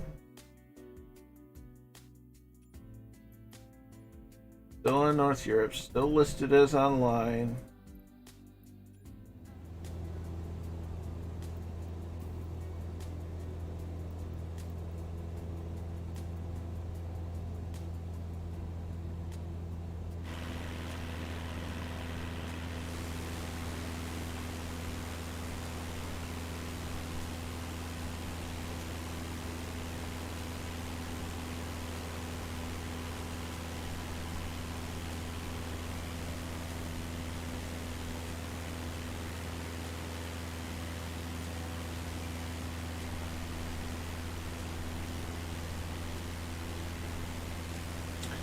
Yeah, it's really puzzling.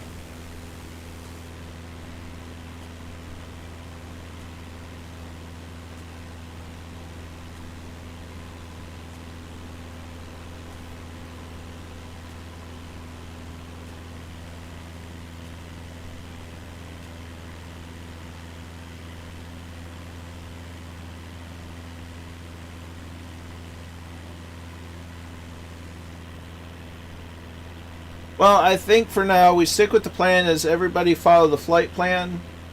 Uh, no need to do landings, I suppose. If it fixes itself, it fixes itself. If not, we'll fly together separately, or we'll fly solo together, or something along those lines. Yeah, there's a lot of questions going on right now. But for now, we'll just kind of run with it. Not much else can be done, really. Yeah. Well, after the flight, or after the stream, I'm planning on restarting my computer entirely.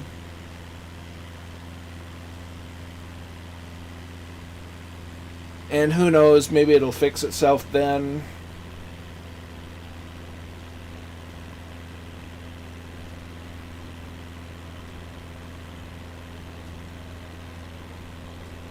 But we'll get a nice flyover of Philadelphia at some point.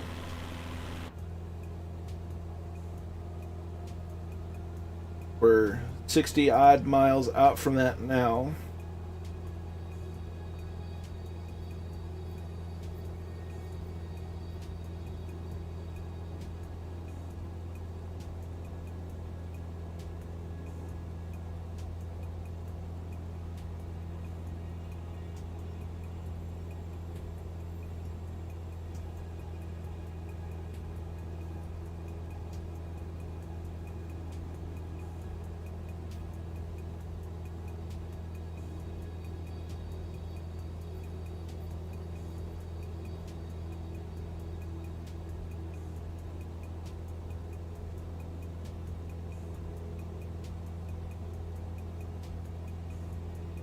And a pizza, no pineapple. Is this our last leg?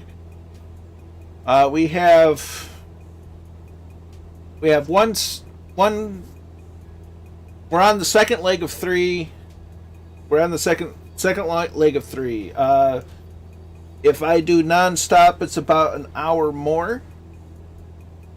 And with the server multiplayer issues that I'm currently having, that's probably how it'll go.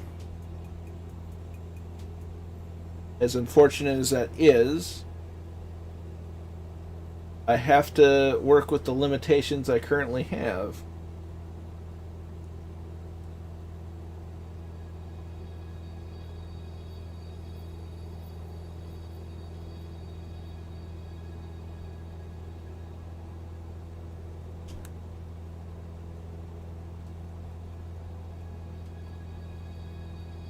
Yeah, I had a crash to desktop, and then I had another crash to desktop, and now I can't see anybody in multiplayer. So it's being a bit frustrating.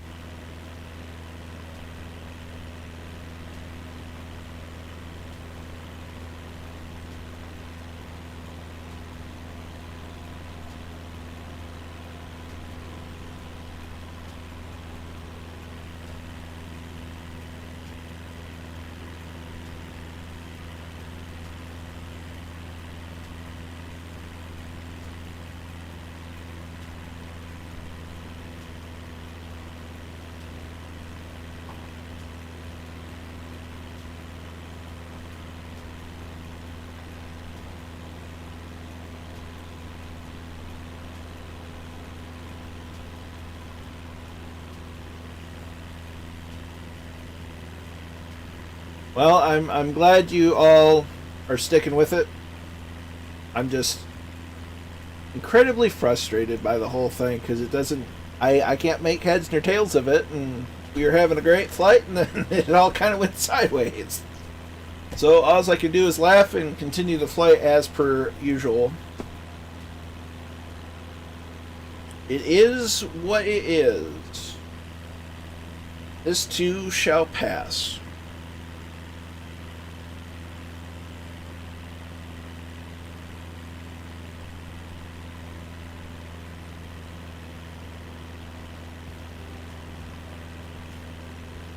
We're flying separately together. Uh-oh. Uh-oh. What are we doing?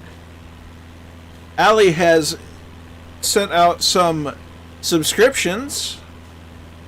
So, many thanks. How many? Oh my. Oh dear. It's all going off now. So, thanks to Allison Johnson for 5 gifted Tier 1 subs to J Watts, Ibuprofen 007, Epic Fool, Edward Texas, and Sticky Rice 1982. You are a legend. Now, see, what I did was I put my finger into the socket, and it was a shocking experience. I was very generous and kind of you, Allison. I do greatly appreciate it. It means an awful lot.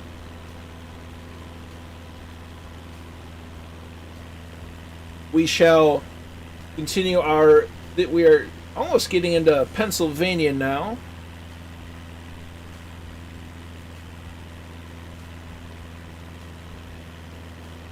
I couldn't honestly tell you where.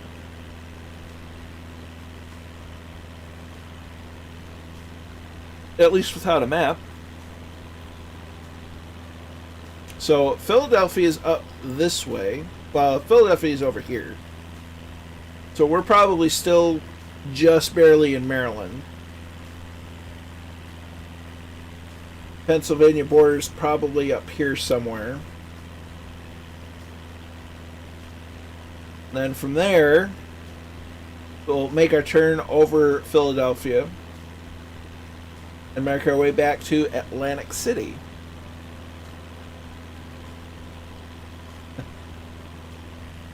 It's quite all right, Peter. I wish you kindness and warm, happy flying from the parallel mention. Hello for just for funsies. Switch. Say.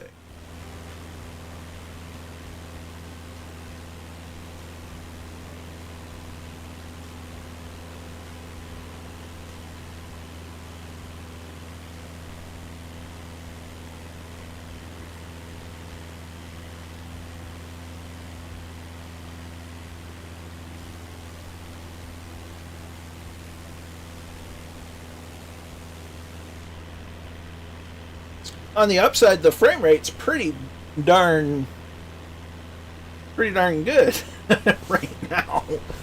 It's a hilarious silver lining, but a silver lining nonetheless.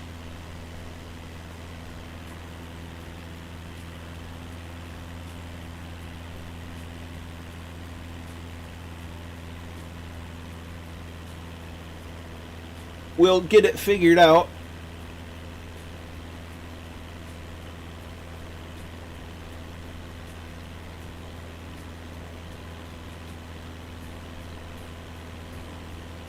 Although for the sake of it, I wonder if this will work. I wonder if I can get on the Joint FS server. Just for funsies. Might as well test out the science now, since everything else went sideways.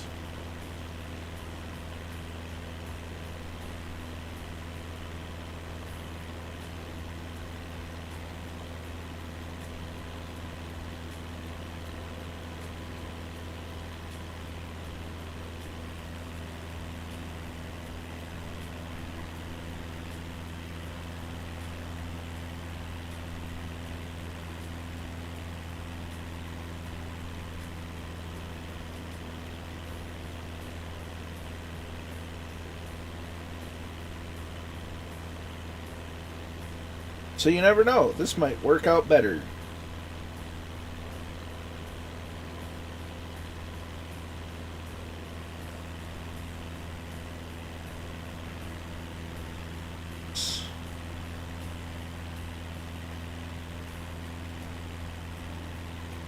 That's really support you anyway. I do appreciate that, Allison. I by a lot. As the life of Brian taught me, always look on the bright side of life.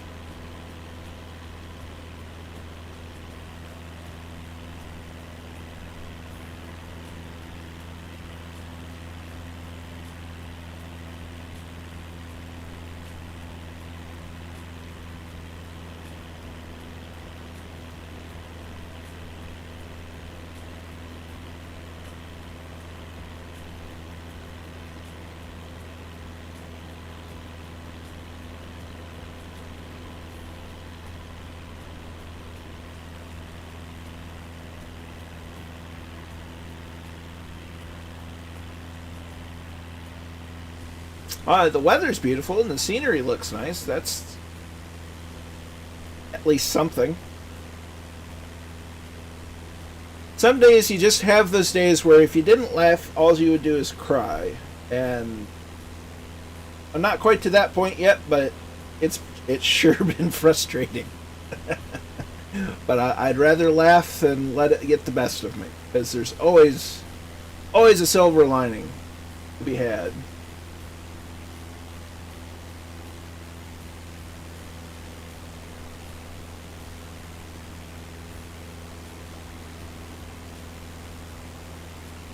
But if anybody is on the Join FS server, I am on that. I am showing as connected. I'm not at Shannon.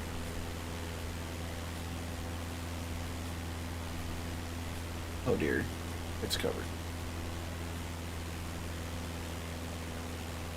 Well, you'll have to keep your chin up, Allison, tomorrow as you go throughout your working day.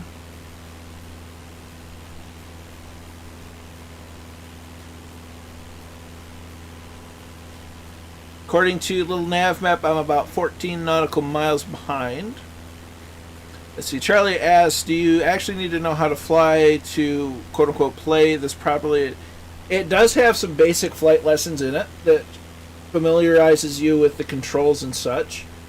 That can get you going. But you don't need to know how... You don't have to be a trained pilot to be able to fly in this. You can have zero flight experience, and between a lesson or the included lessons and the good community, or a good community, they can get you up and running and having some fun flying in this. So there's no prior experience needed for flight sim.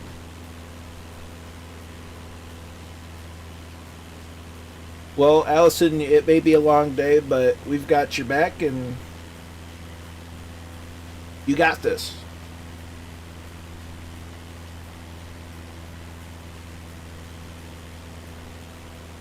So in Join FS, I'm seeing Belbro, Epic Fool, Alley Cats, and myself in it.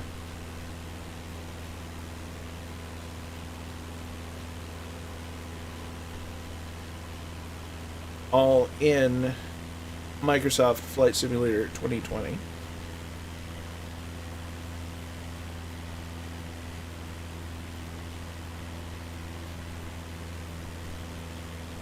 Let's see. Substitute.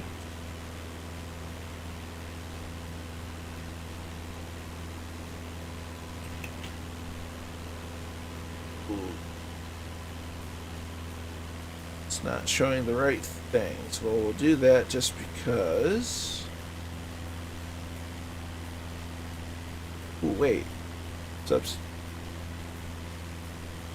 Cancel. Wait. I'm doing too many things. Substitute.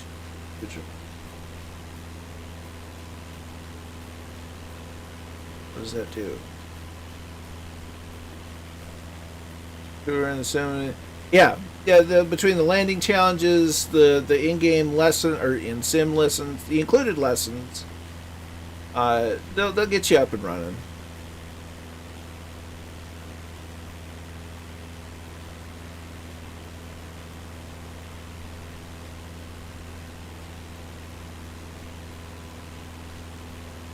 Okay, so bros.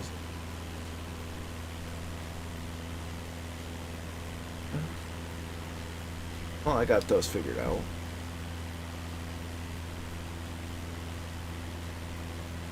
Join FS. It's basically turning into the multiplayer alternative to the default Microsoft servers.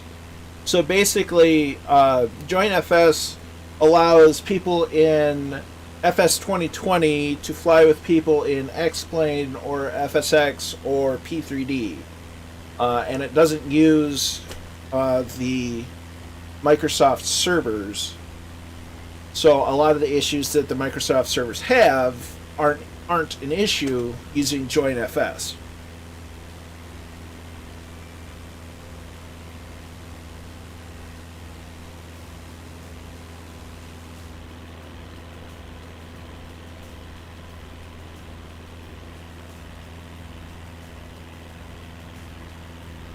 And it has the extra versatility of being cross-platform compatible.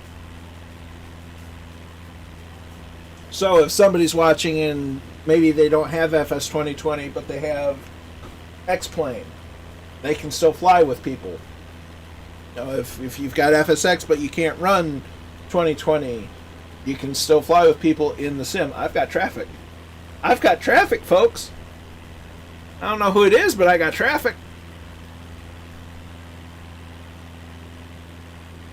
It's a separate program.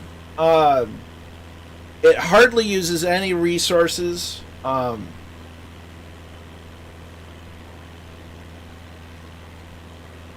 it allows for multiplayer, and it's free.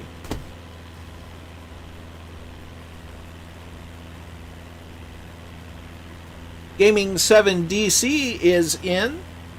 Welcome, welcome. Hello to you as well.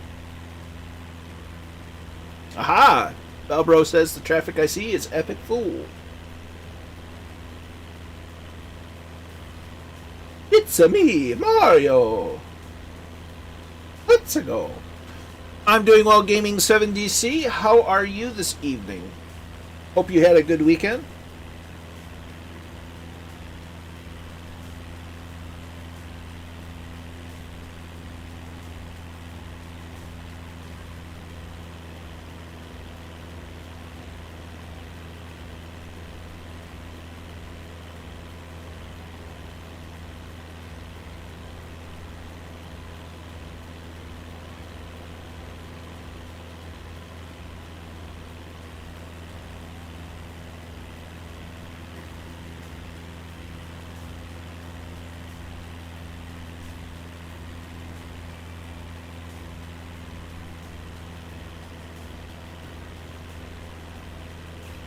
Oh dear, I've done and broken. There we go.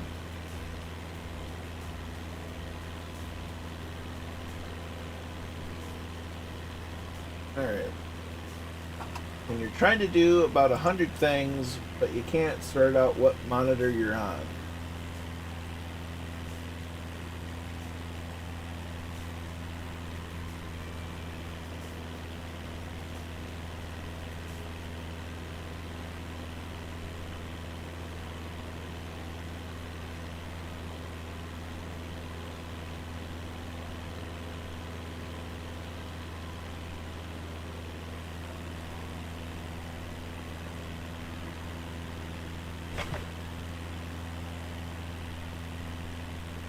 Yes, what's up?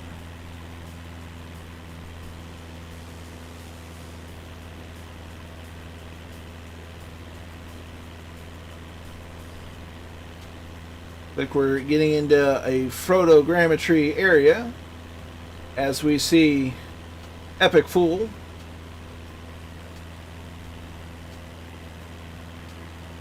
Though I think he's supposed to be an X-Cub, but it's subbed out for a Mooney.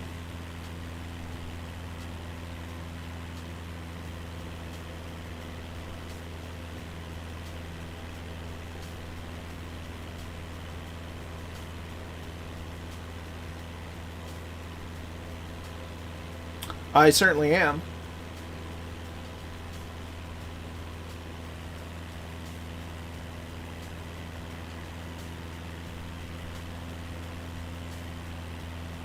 Well, I'm glad you were able to come along, Allison. It was great. I hope your day goes smoothly tomorrow. And we look forward to catching you on Discord and the next stream.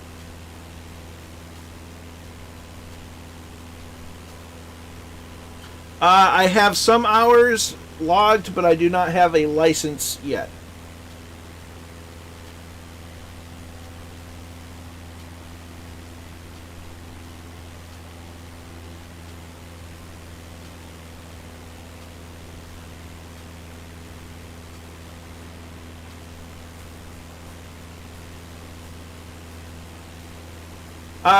To a degree, I've been around aviation my whole life. It's so a lot of it comes second nature to me. But learning the finer details and the intricacies of laws and such are the kind of the sticky point. So I always have more to learn. And it's a financially taxing sort of thing to get involved in.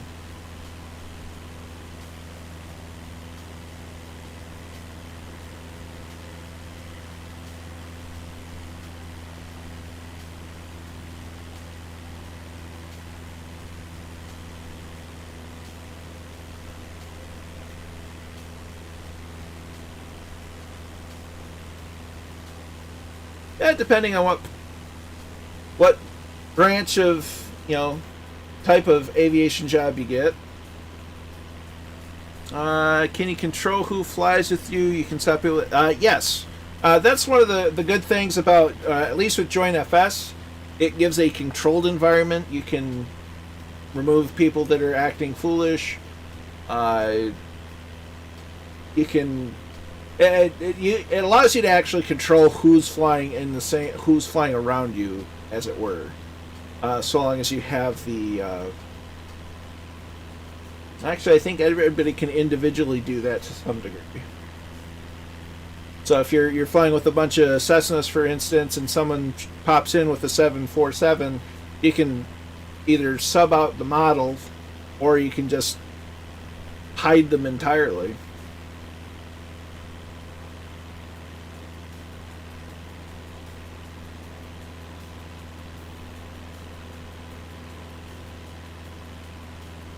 With the default Microsoft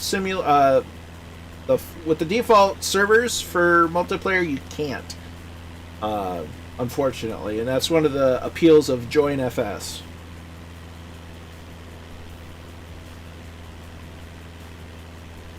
Yeah, they built Flight Sim ahead of the hardware, so to speak. So unless you've got the cutting edge, latest and greatest, it can be tough to run on decent settings. Although I have a mid-range PC that I built back in April, and it does okay. I run on medium to high settings, and it does all right.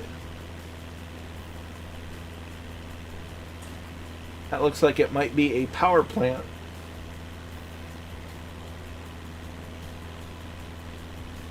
At some point, Microsoft Flight Simulator will be released on Xbox, but they've not announced specifically when.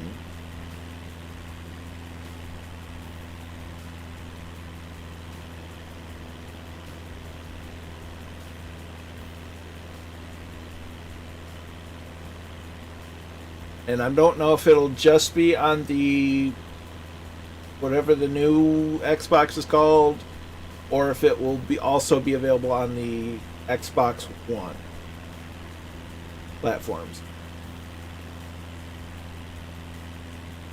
and cooling tires and Zima. Okay, I was going to say it looked like a power plant. Let's see if I get the standard version, which sort of costs 70 euros. Will I have it? I think that does come with the basic edition. I don't necessarily pay a whole lot of attention to the tube liners, so I can look that up.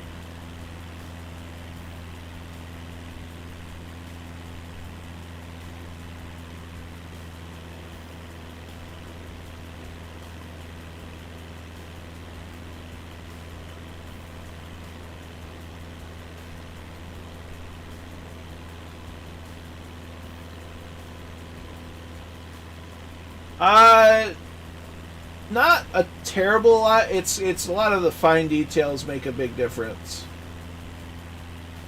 The Airbus A320neo is available in the Standard Edition, Deluxe Edition, and Premium Deluxe Edition. So no matter what edition you are able to purchase, you will get the A320.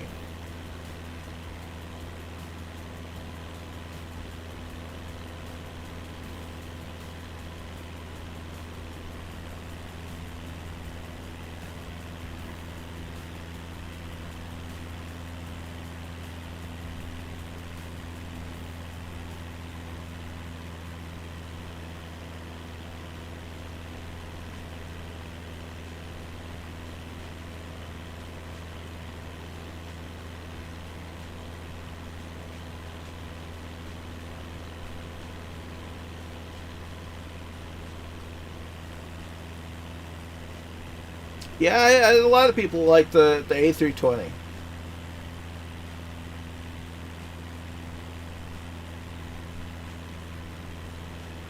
It's a bit like driving a bus.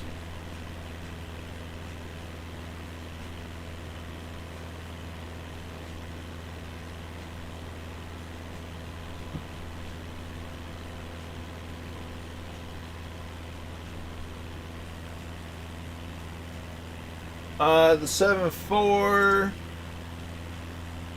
is only available in the Premium Deluxe.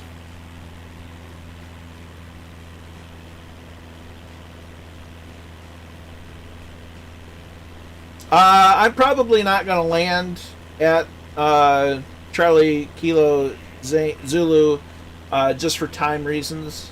So I will land at when we get down to KC. Gaming 7 DC is now following, and many thanks, my friend. I do appreciate it. Hope you enjoy the stream.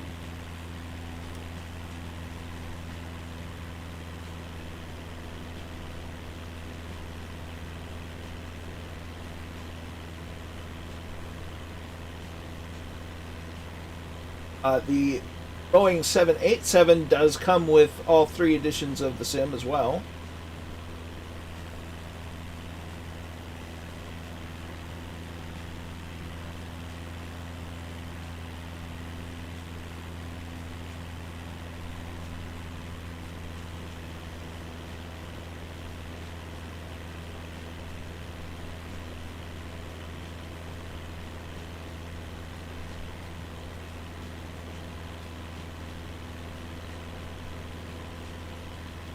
I do primarily fly in Microsoft Flight Sim. Occasionally, I will go in. I will play games such as The Division or Ghost Recon Wildlands, but primarily, I fly in Microsoft Flight Sim. So a little bit of variety, but for the most part, right now, Flight Sim.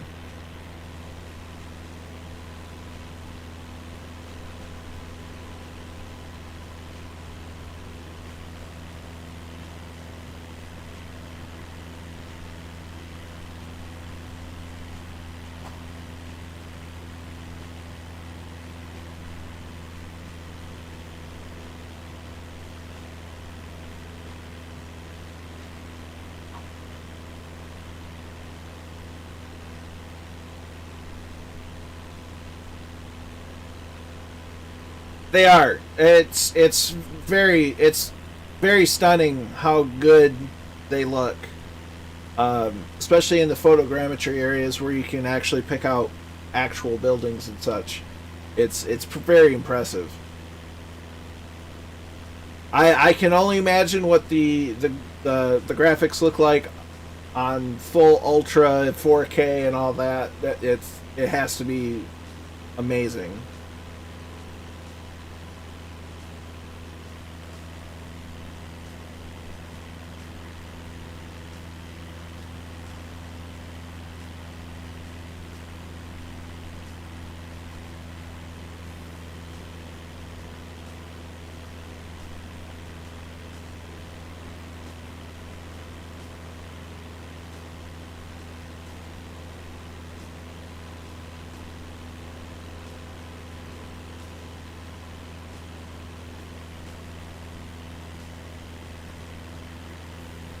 Yes, I for the most part when I stream, I do use the autopilot so that I'm able to look around, and when I have other players flying with me, I can look at them. I've had some multiplayer issues tonight, but I am running the autopilot currently.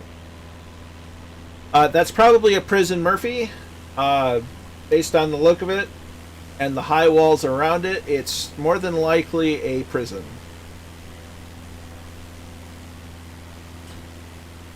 I can go into the cockpit. I can get in the right window.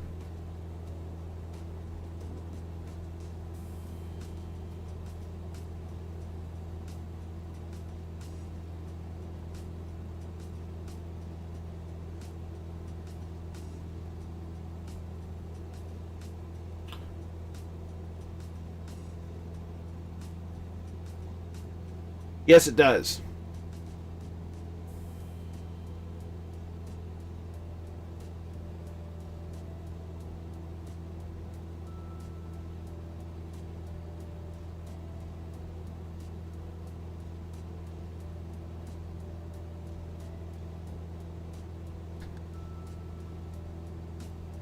Roger that, Allison.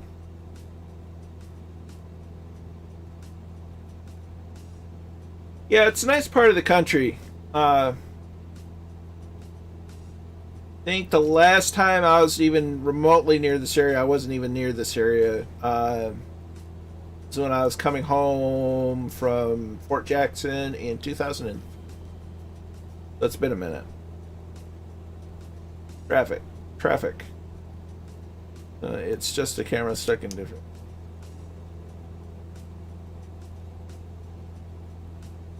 I'm not sure what you mean by that, DC.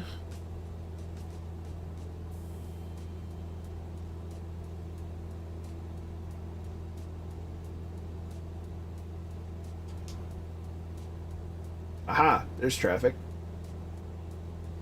Yes.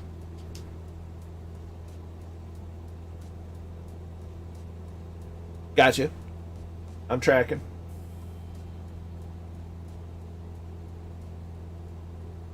So I'm about to fly over the airport that we had scheduled for landing, but for the sake of time, I'll be overflying it en route to Atlantic City.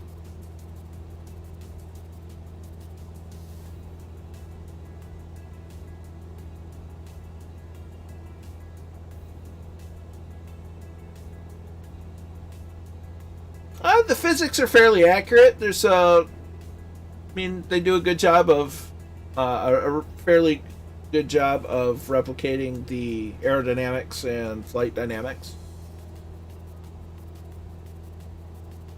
Well, right now I'm on Join FS, but I'm also I should be on the East US now.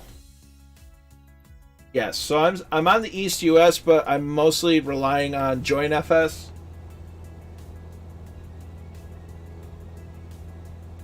I'm currently over, just about to be over a Kilo Charlie Kilo Zulu.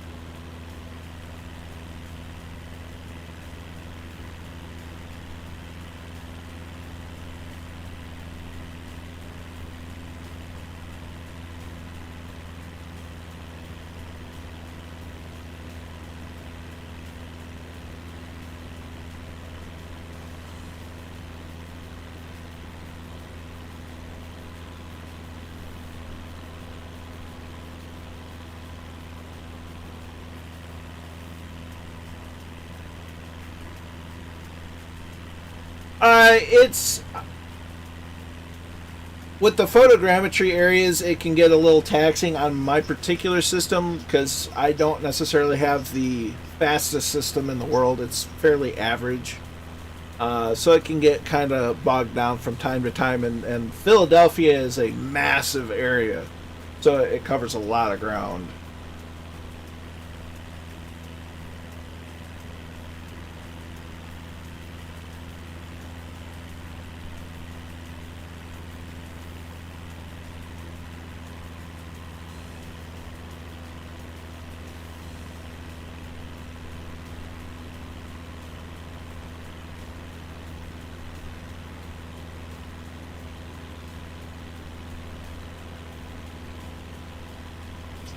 I have a.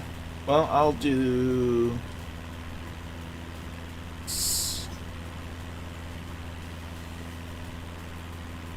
That should give you the details of my system.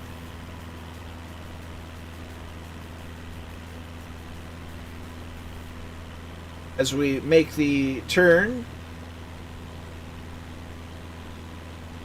towards Atlantic City.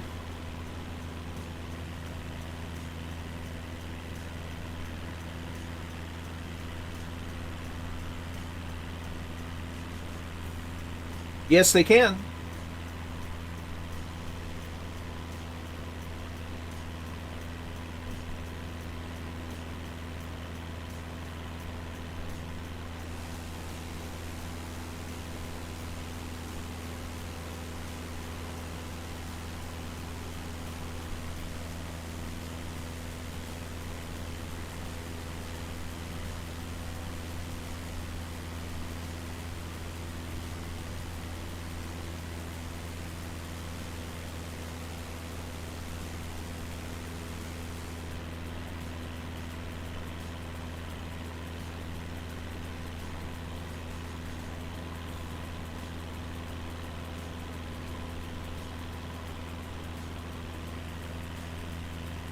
So we've made our. Well, welcome back, Allie. On this trip, we'll probably see more of the city of Philadelphia and not so much on the outskirts. So that should prove to be enlightening. We'll be on the east side of Philadelphia.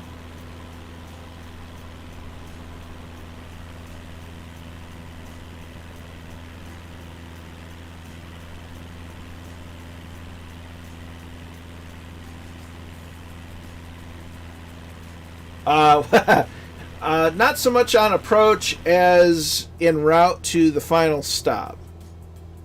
You have a good one, Keen?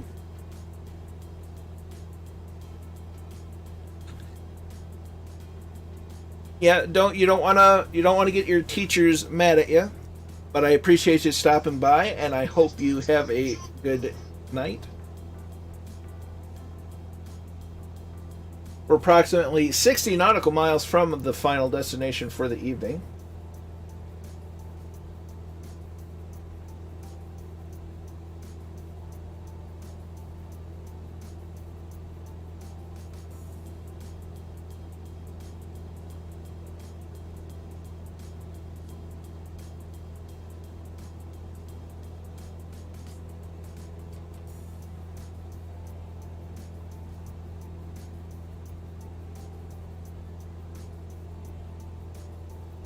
So we're a little less than 60 nautical miles, about 26 minutes.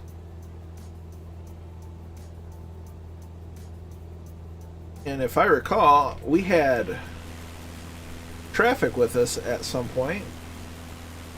We do right above us and right below us. Let's see. No, I've never used X-Plane. Before Microsoft Flight Sim 2020, I've used, frankly, most of the Microsoft Flight Sims from Flight Sim 5 up through FSX.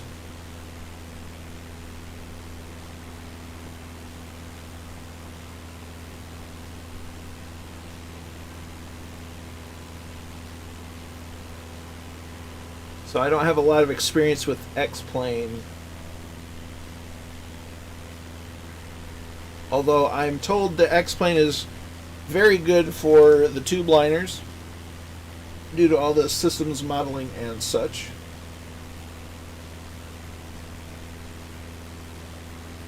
But I cannot speak to it myself.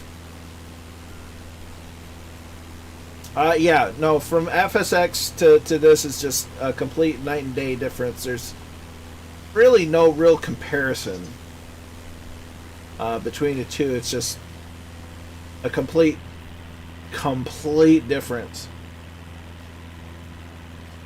Oh yeah, back in the 80s and early 90s, it was a lot of wireframed models, not so much graphics such as this.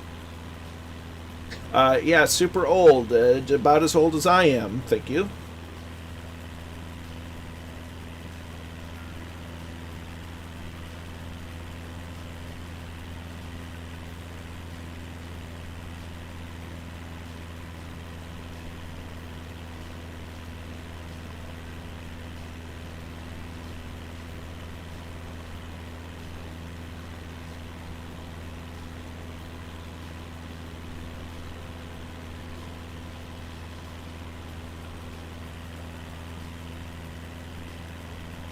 Let's just say I'm in my 30s. Old enough to have seen life before computers were in every household. I'm older than Google.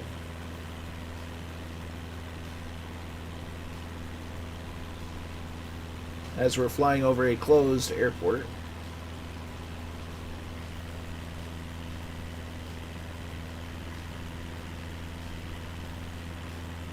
Or at least a seemingly closed airport. In and out of the box.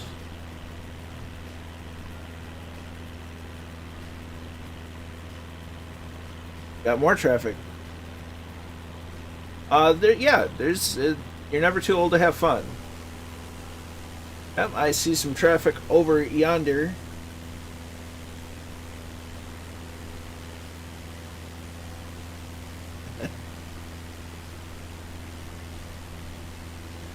Well, I spent much time with my grandfather, who was a child of the 30s, and learned an awful lot, and he was the inspiration for me, for my interest in aviation and history. And I miss him quite a lot.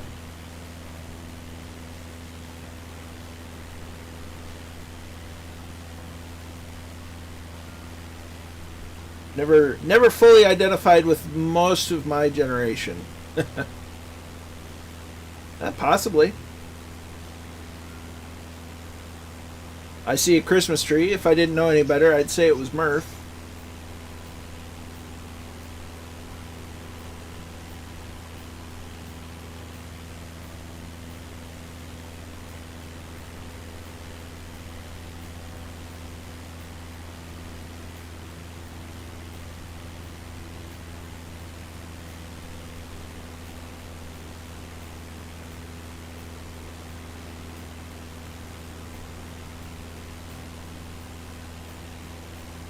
You are certainly a youngin'. I remember when I was 13 years old.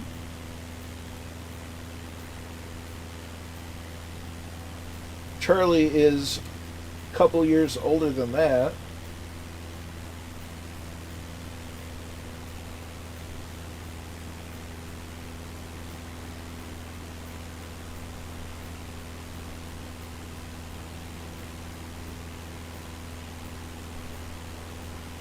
The wonderful thing about flight sim and aviation in general, there's really something for all age groups, and that's a wonderful thing.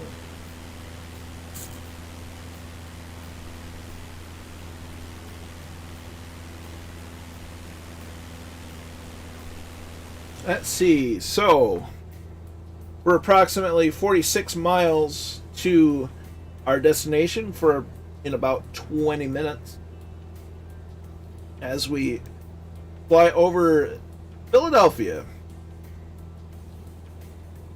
which, if my memory serves correctly, and I could be a little off, it was the original home for the capital of the United States until the War of 1812. They burned down the White House and eventually moved to Washington, D.C., where it is. Philadelphia was one of the first major cities of the United States.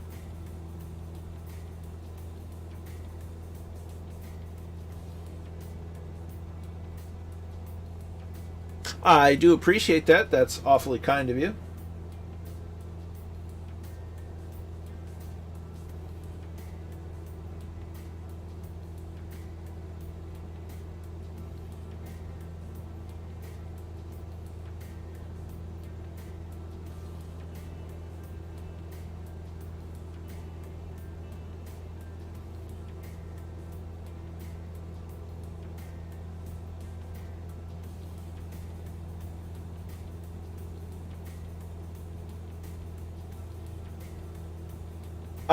I consider myself awfully fortunate to have been around aviation my whole life. I do wish that I had been able to get my license quite a while ago, but it is what it is sometimes. Gaming 7DC is now hosting. Many thanks, my friend. Do appreciate it greatly.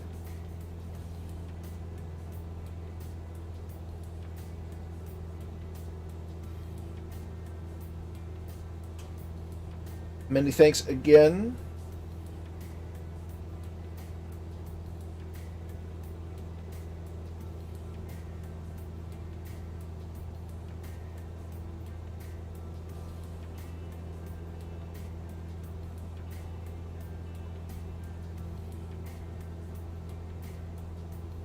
You know, I spent much of my formative years hanging around the local aviation museum, talking with the docents and people there that had firsthand knowledge of the aircraft that were in the museum, and I learned an awful lot.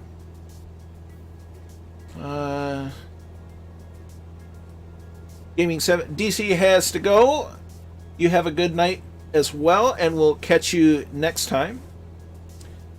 Charlie, I have about 5 hours logged between 3 different airplanes. And that's only time that I've legally been able to log. As far as hours that I've spent in small planes in general, I couldn't even begin to count. It's a lot. Like I said, I grew up around it. My grandpa had an airplane, and so it's flying is just kind of in my blood. Luke Sky Stroller is in. How are you, my friend? Hope you're well. Happy Sunday evening, or afternoon, or night, depending on where you're at.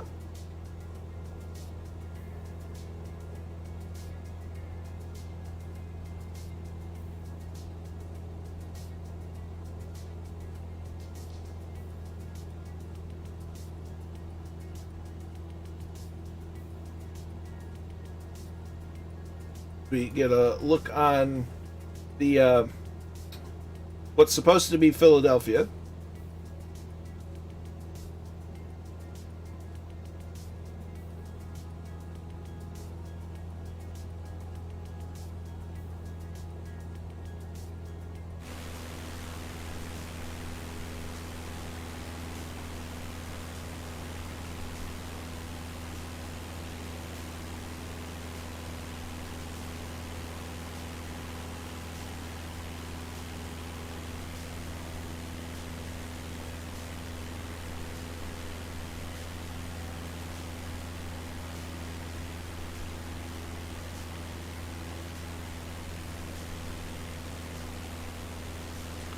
Now, RC miles for the last 22 years, but I love the flight sim now. That's one thing I've kind of wanted to get into some RC aviation. I've watched flight test quite a lot, but my brain has never really been able to get around the looking at an airplane from different angles and being able to fly. I've always been the mindset I have to be able to see, the FPV sort of view to get it. So I've never really, and I know that gets expensive, but it's always been an interesting hobby that I've wanted to get into. Charlie Egan has to head off. I hope you have a great evening and you stay safe, and we will see you next time.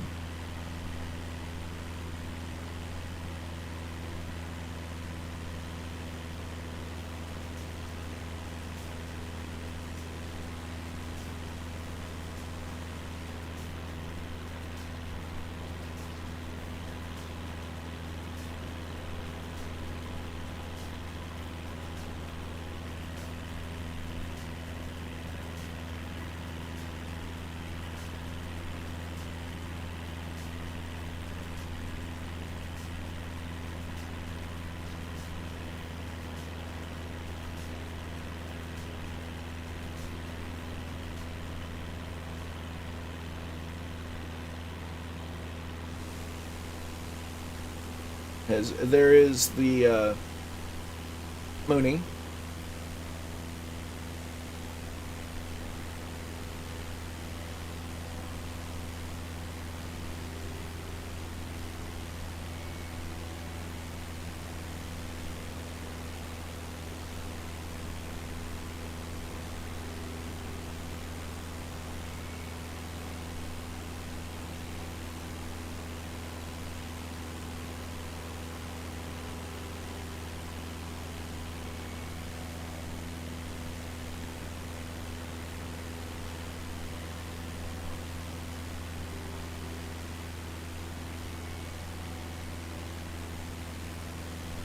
Epic Fool's co-pilot must be drunk. It's all over the place. It's possible. This tail number, no. The 6947 Echo is the tail number for that. 9327 Uniform is one of the planes that I actually have time logged. I usually use 9327 Uniform or 8082 Foxtrot when flying the Cessna 152, because those are the 150s that I actually have time logged in. Generally speaking, I will use 6947 Echo for most other times.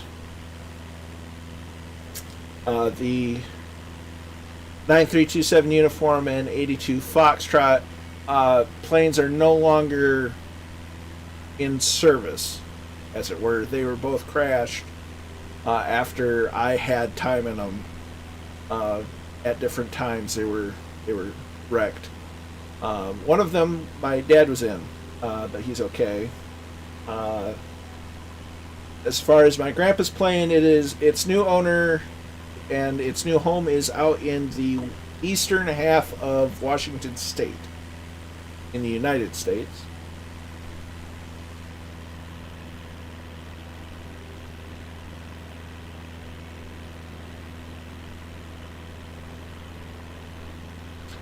Evening, Stuart. How are you, my friend? I hope you're well. I hope you're having a good Sunday evening.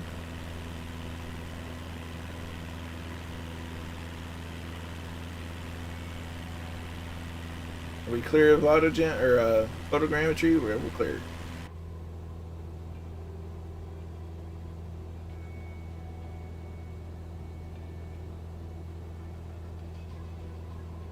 We're getting close to our final destination for the evening. Fly Romanov. Let's see, I just had the crash situation happen with the plane. I got my PPL and rod blew out. The case, I wasn't the pilot, but she... Oh dear, jet's moving. I wasn't the pilot, but she wasn't pulling full static RPM when I stopped flying. Well, that's not good. I'm glad you weren't a pilot when it happened. And runs into the wind is watching Heartbreak Ridge and chilling with the family. That's sounds like a great time to me.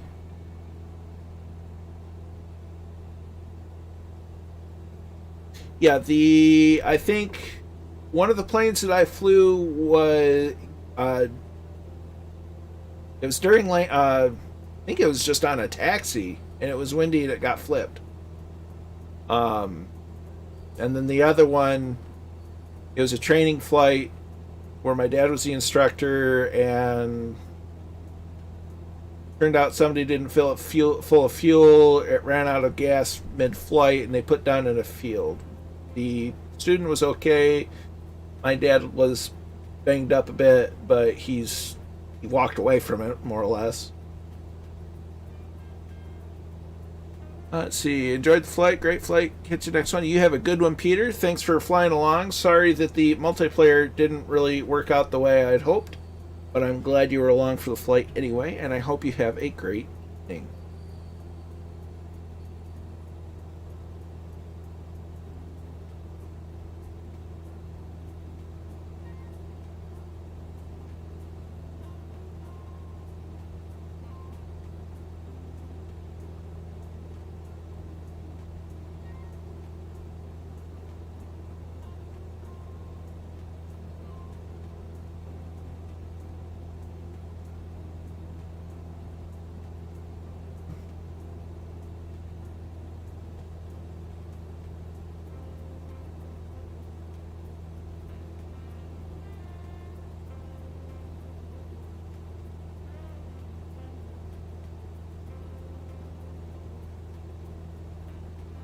Fraser Watt, glad you enjoyed the stream, and we will see you in the next one. And hopefully by then, by Tuesday, I'll have my multiplayer figure settings and issues figured out. And for all I know, it could just be I need to restart my PC, but hopefully we'll get it sorted out, and we'll see you the next time.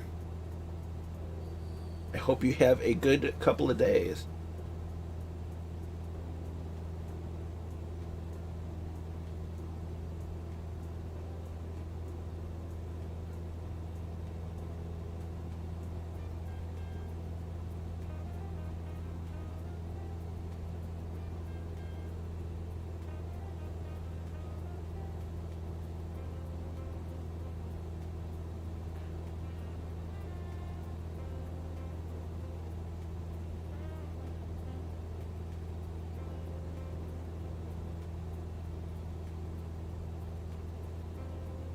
As we're starting to see the Atlantic Ocean again.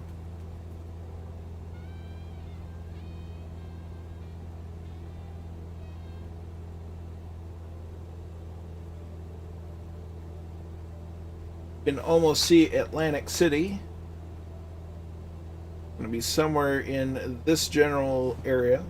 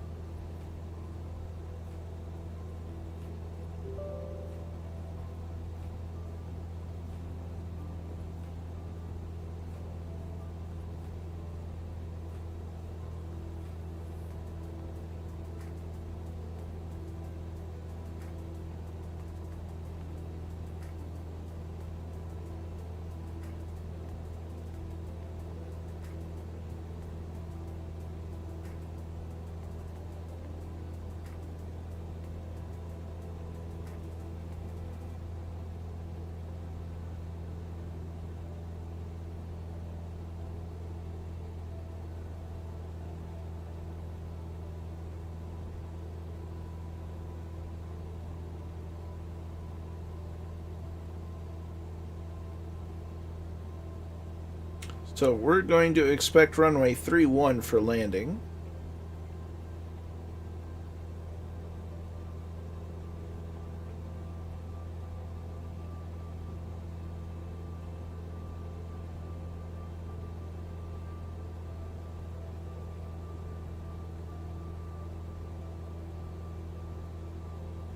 You have a good night, Fraser Watt, and we'll catch you next time.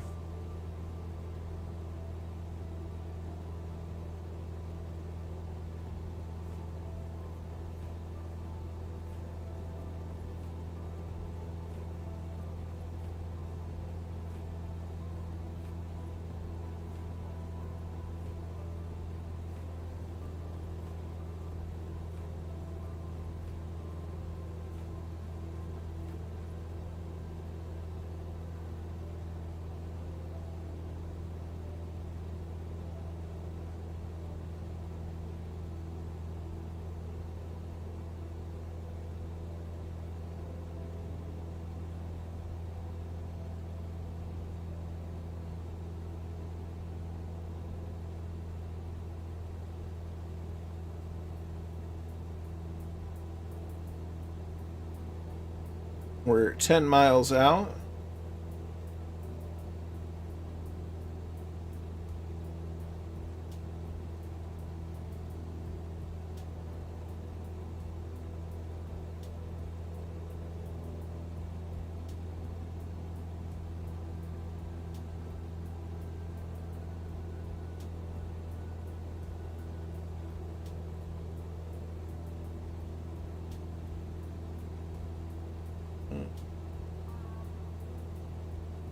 Not showing it there either. Interesting.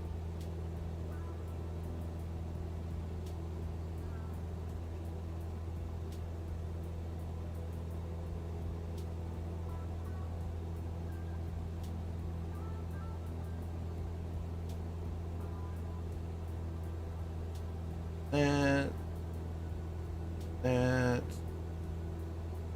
interesting.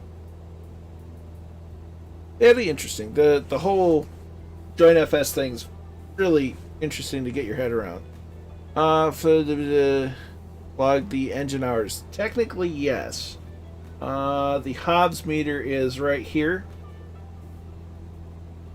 And I think to some degree it for different liveries it will show different hours. So I've got basically 90 hours in this particular in the default livery.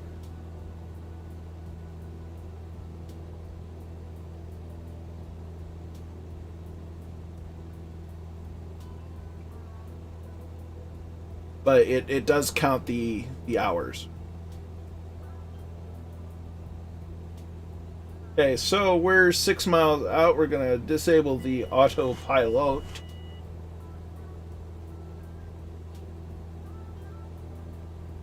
We're going to aim a little south. We're going to mixture goes to full. We're going to reduce throttle to 2,000 RPM.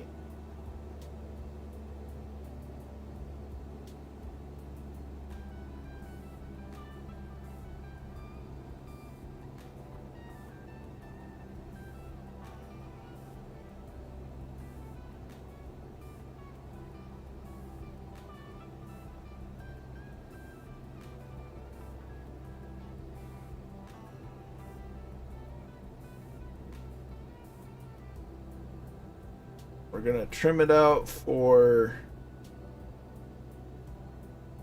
try to get it to about 500 foot a minute descent.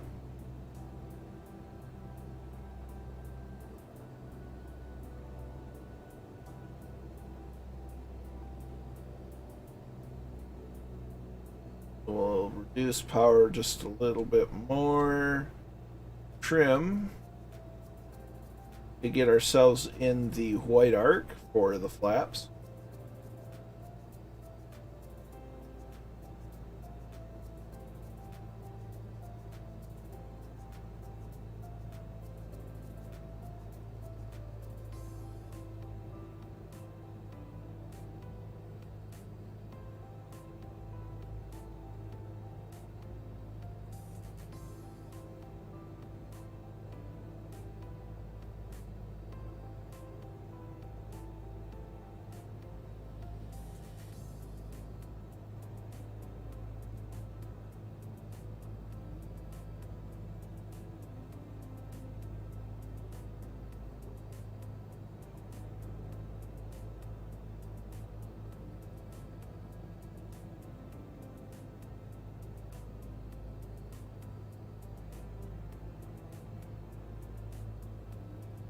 Now, see, here's what's funny, is I don't know what you guys are referring to with DPD, but DPD to me means Detroit Police Department.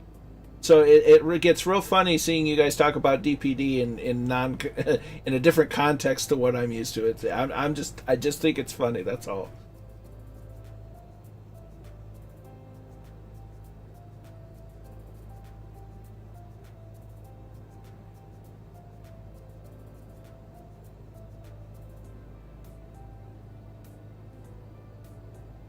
Seeing an 8 TB M2 drive. Yeah, that is a lot of money. I mean, that gets to that's starting to push $1,500 converted from pounds. Holy cow! So your DPD is basically like the United States Postal Service. It's pretty much worthless.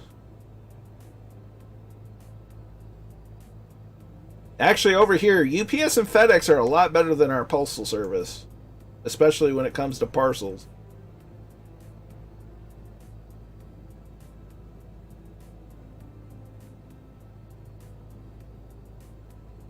Is that Aer Lingus? Well, gosh, Murphy's following me. It's an Aer Lingus.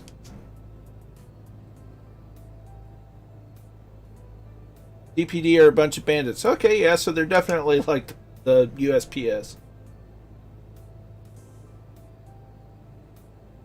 Okay, so we're going to trim up to lose some more speed so we can start lowering the flaps. We're in the white arc now, so flaps 1.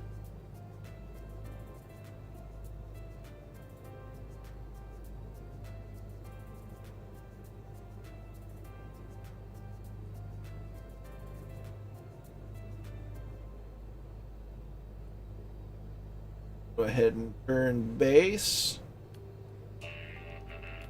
Botwinick 1 with the follow. Many thanks, my friend. Hope you enjoyed the stream.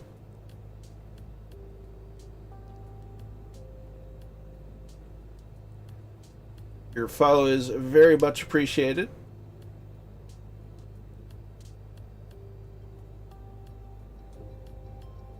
We'll get the second notch of flaps out. We keep an eye on the runway. Glack 49 is now following. Many thanks, my dude or dudette. It's greatly appreciated.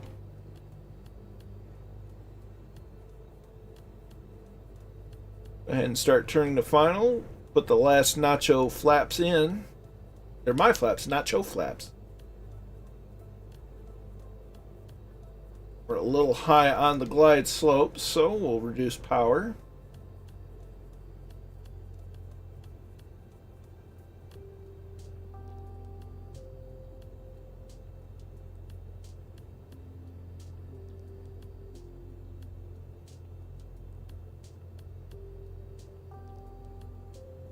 Also a little off center.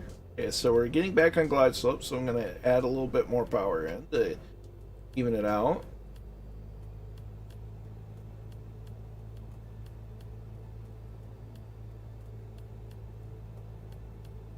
Below the glide slope now. So add a little bit more power in. You don't need to make big adjustments, just small adjustments. I'm really below the glide slope, so we'll add quite a bit more power in now.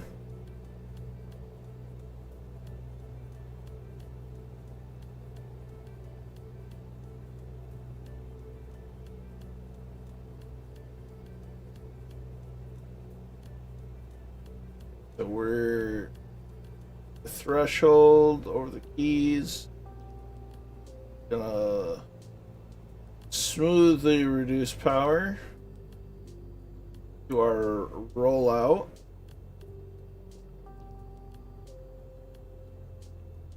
Put throttle to idle. Start holding back on the yoke. Constant pressure. Just like that. Smooth landing.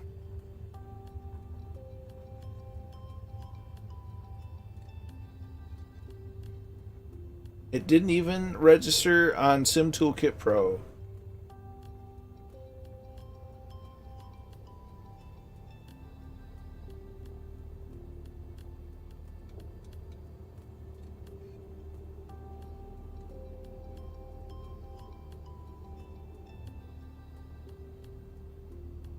So we'll get off to the side here.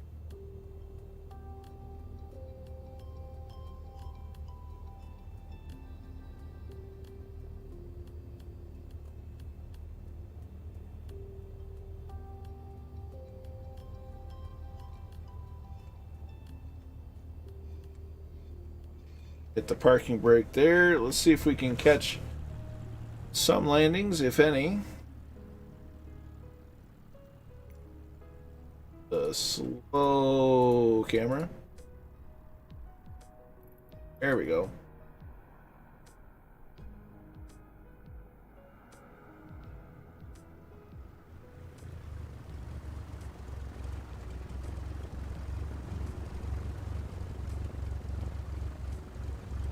It's a good looking scheme, isn't it?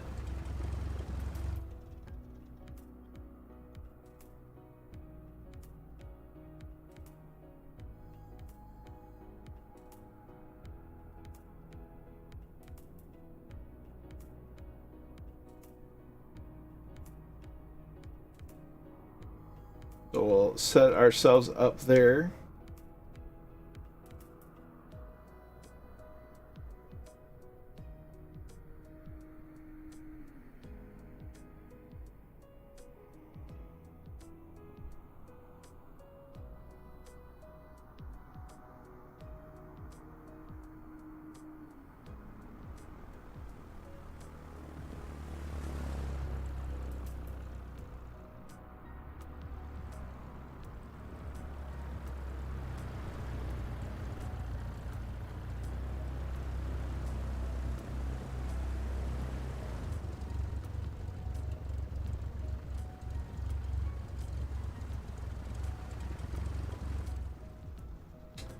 Well, nicely done, everyone. Sorry, the multiplayer was a bit of a letdown. I do apologize for that. It was a bit out of my control. As we go give Murphy the salute with the Aer Lingus A320.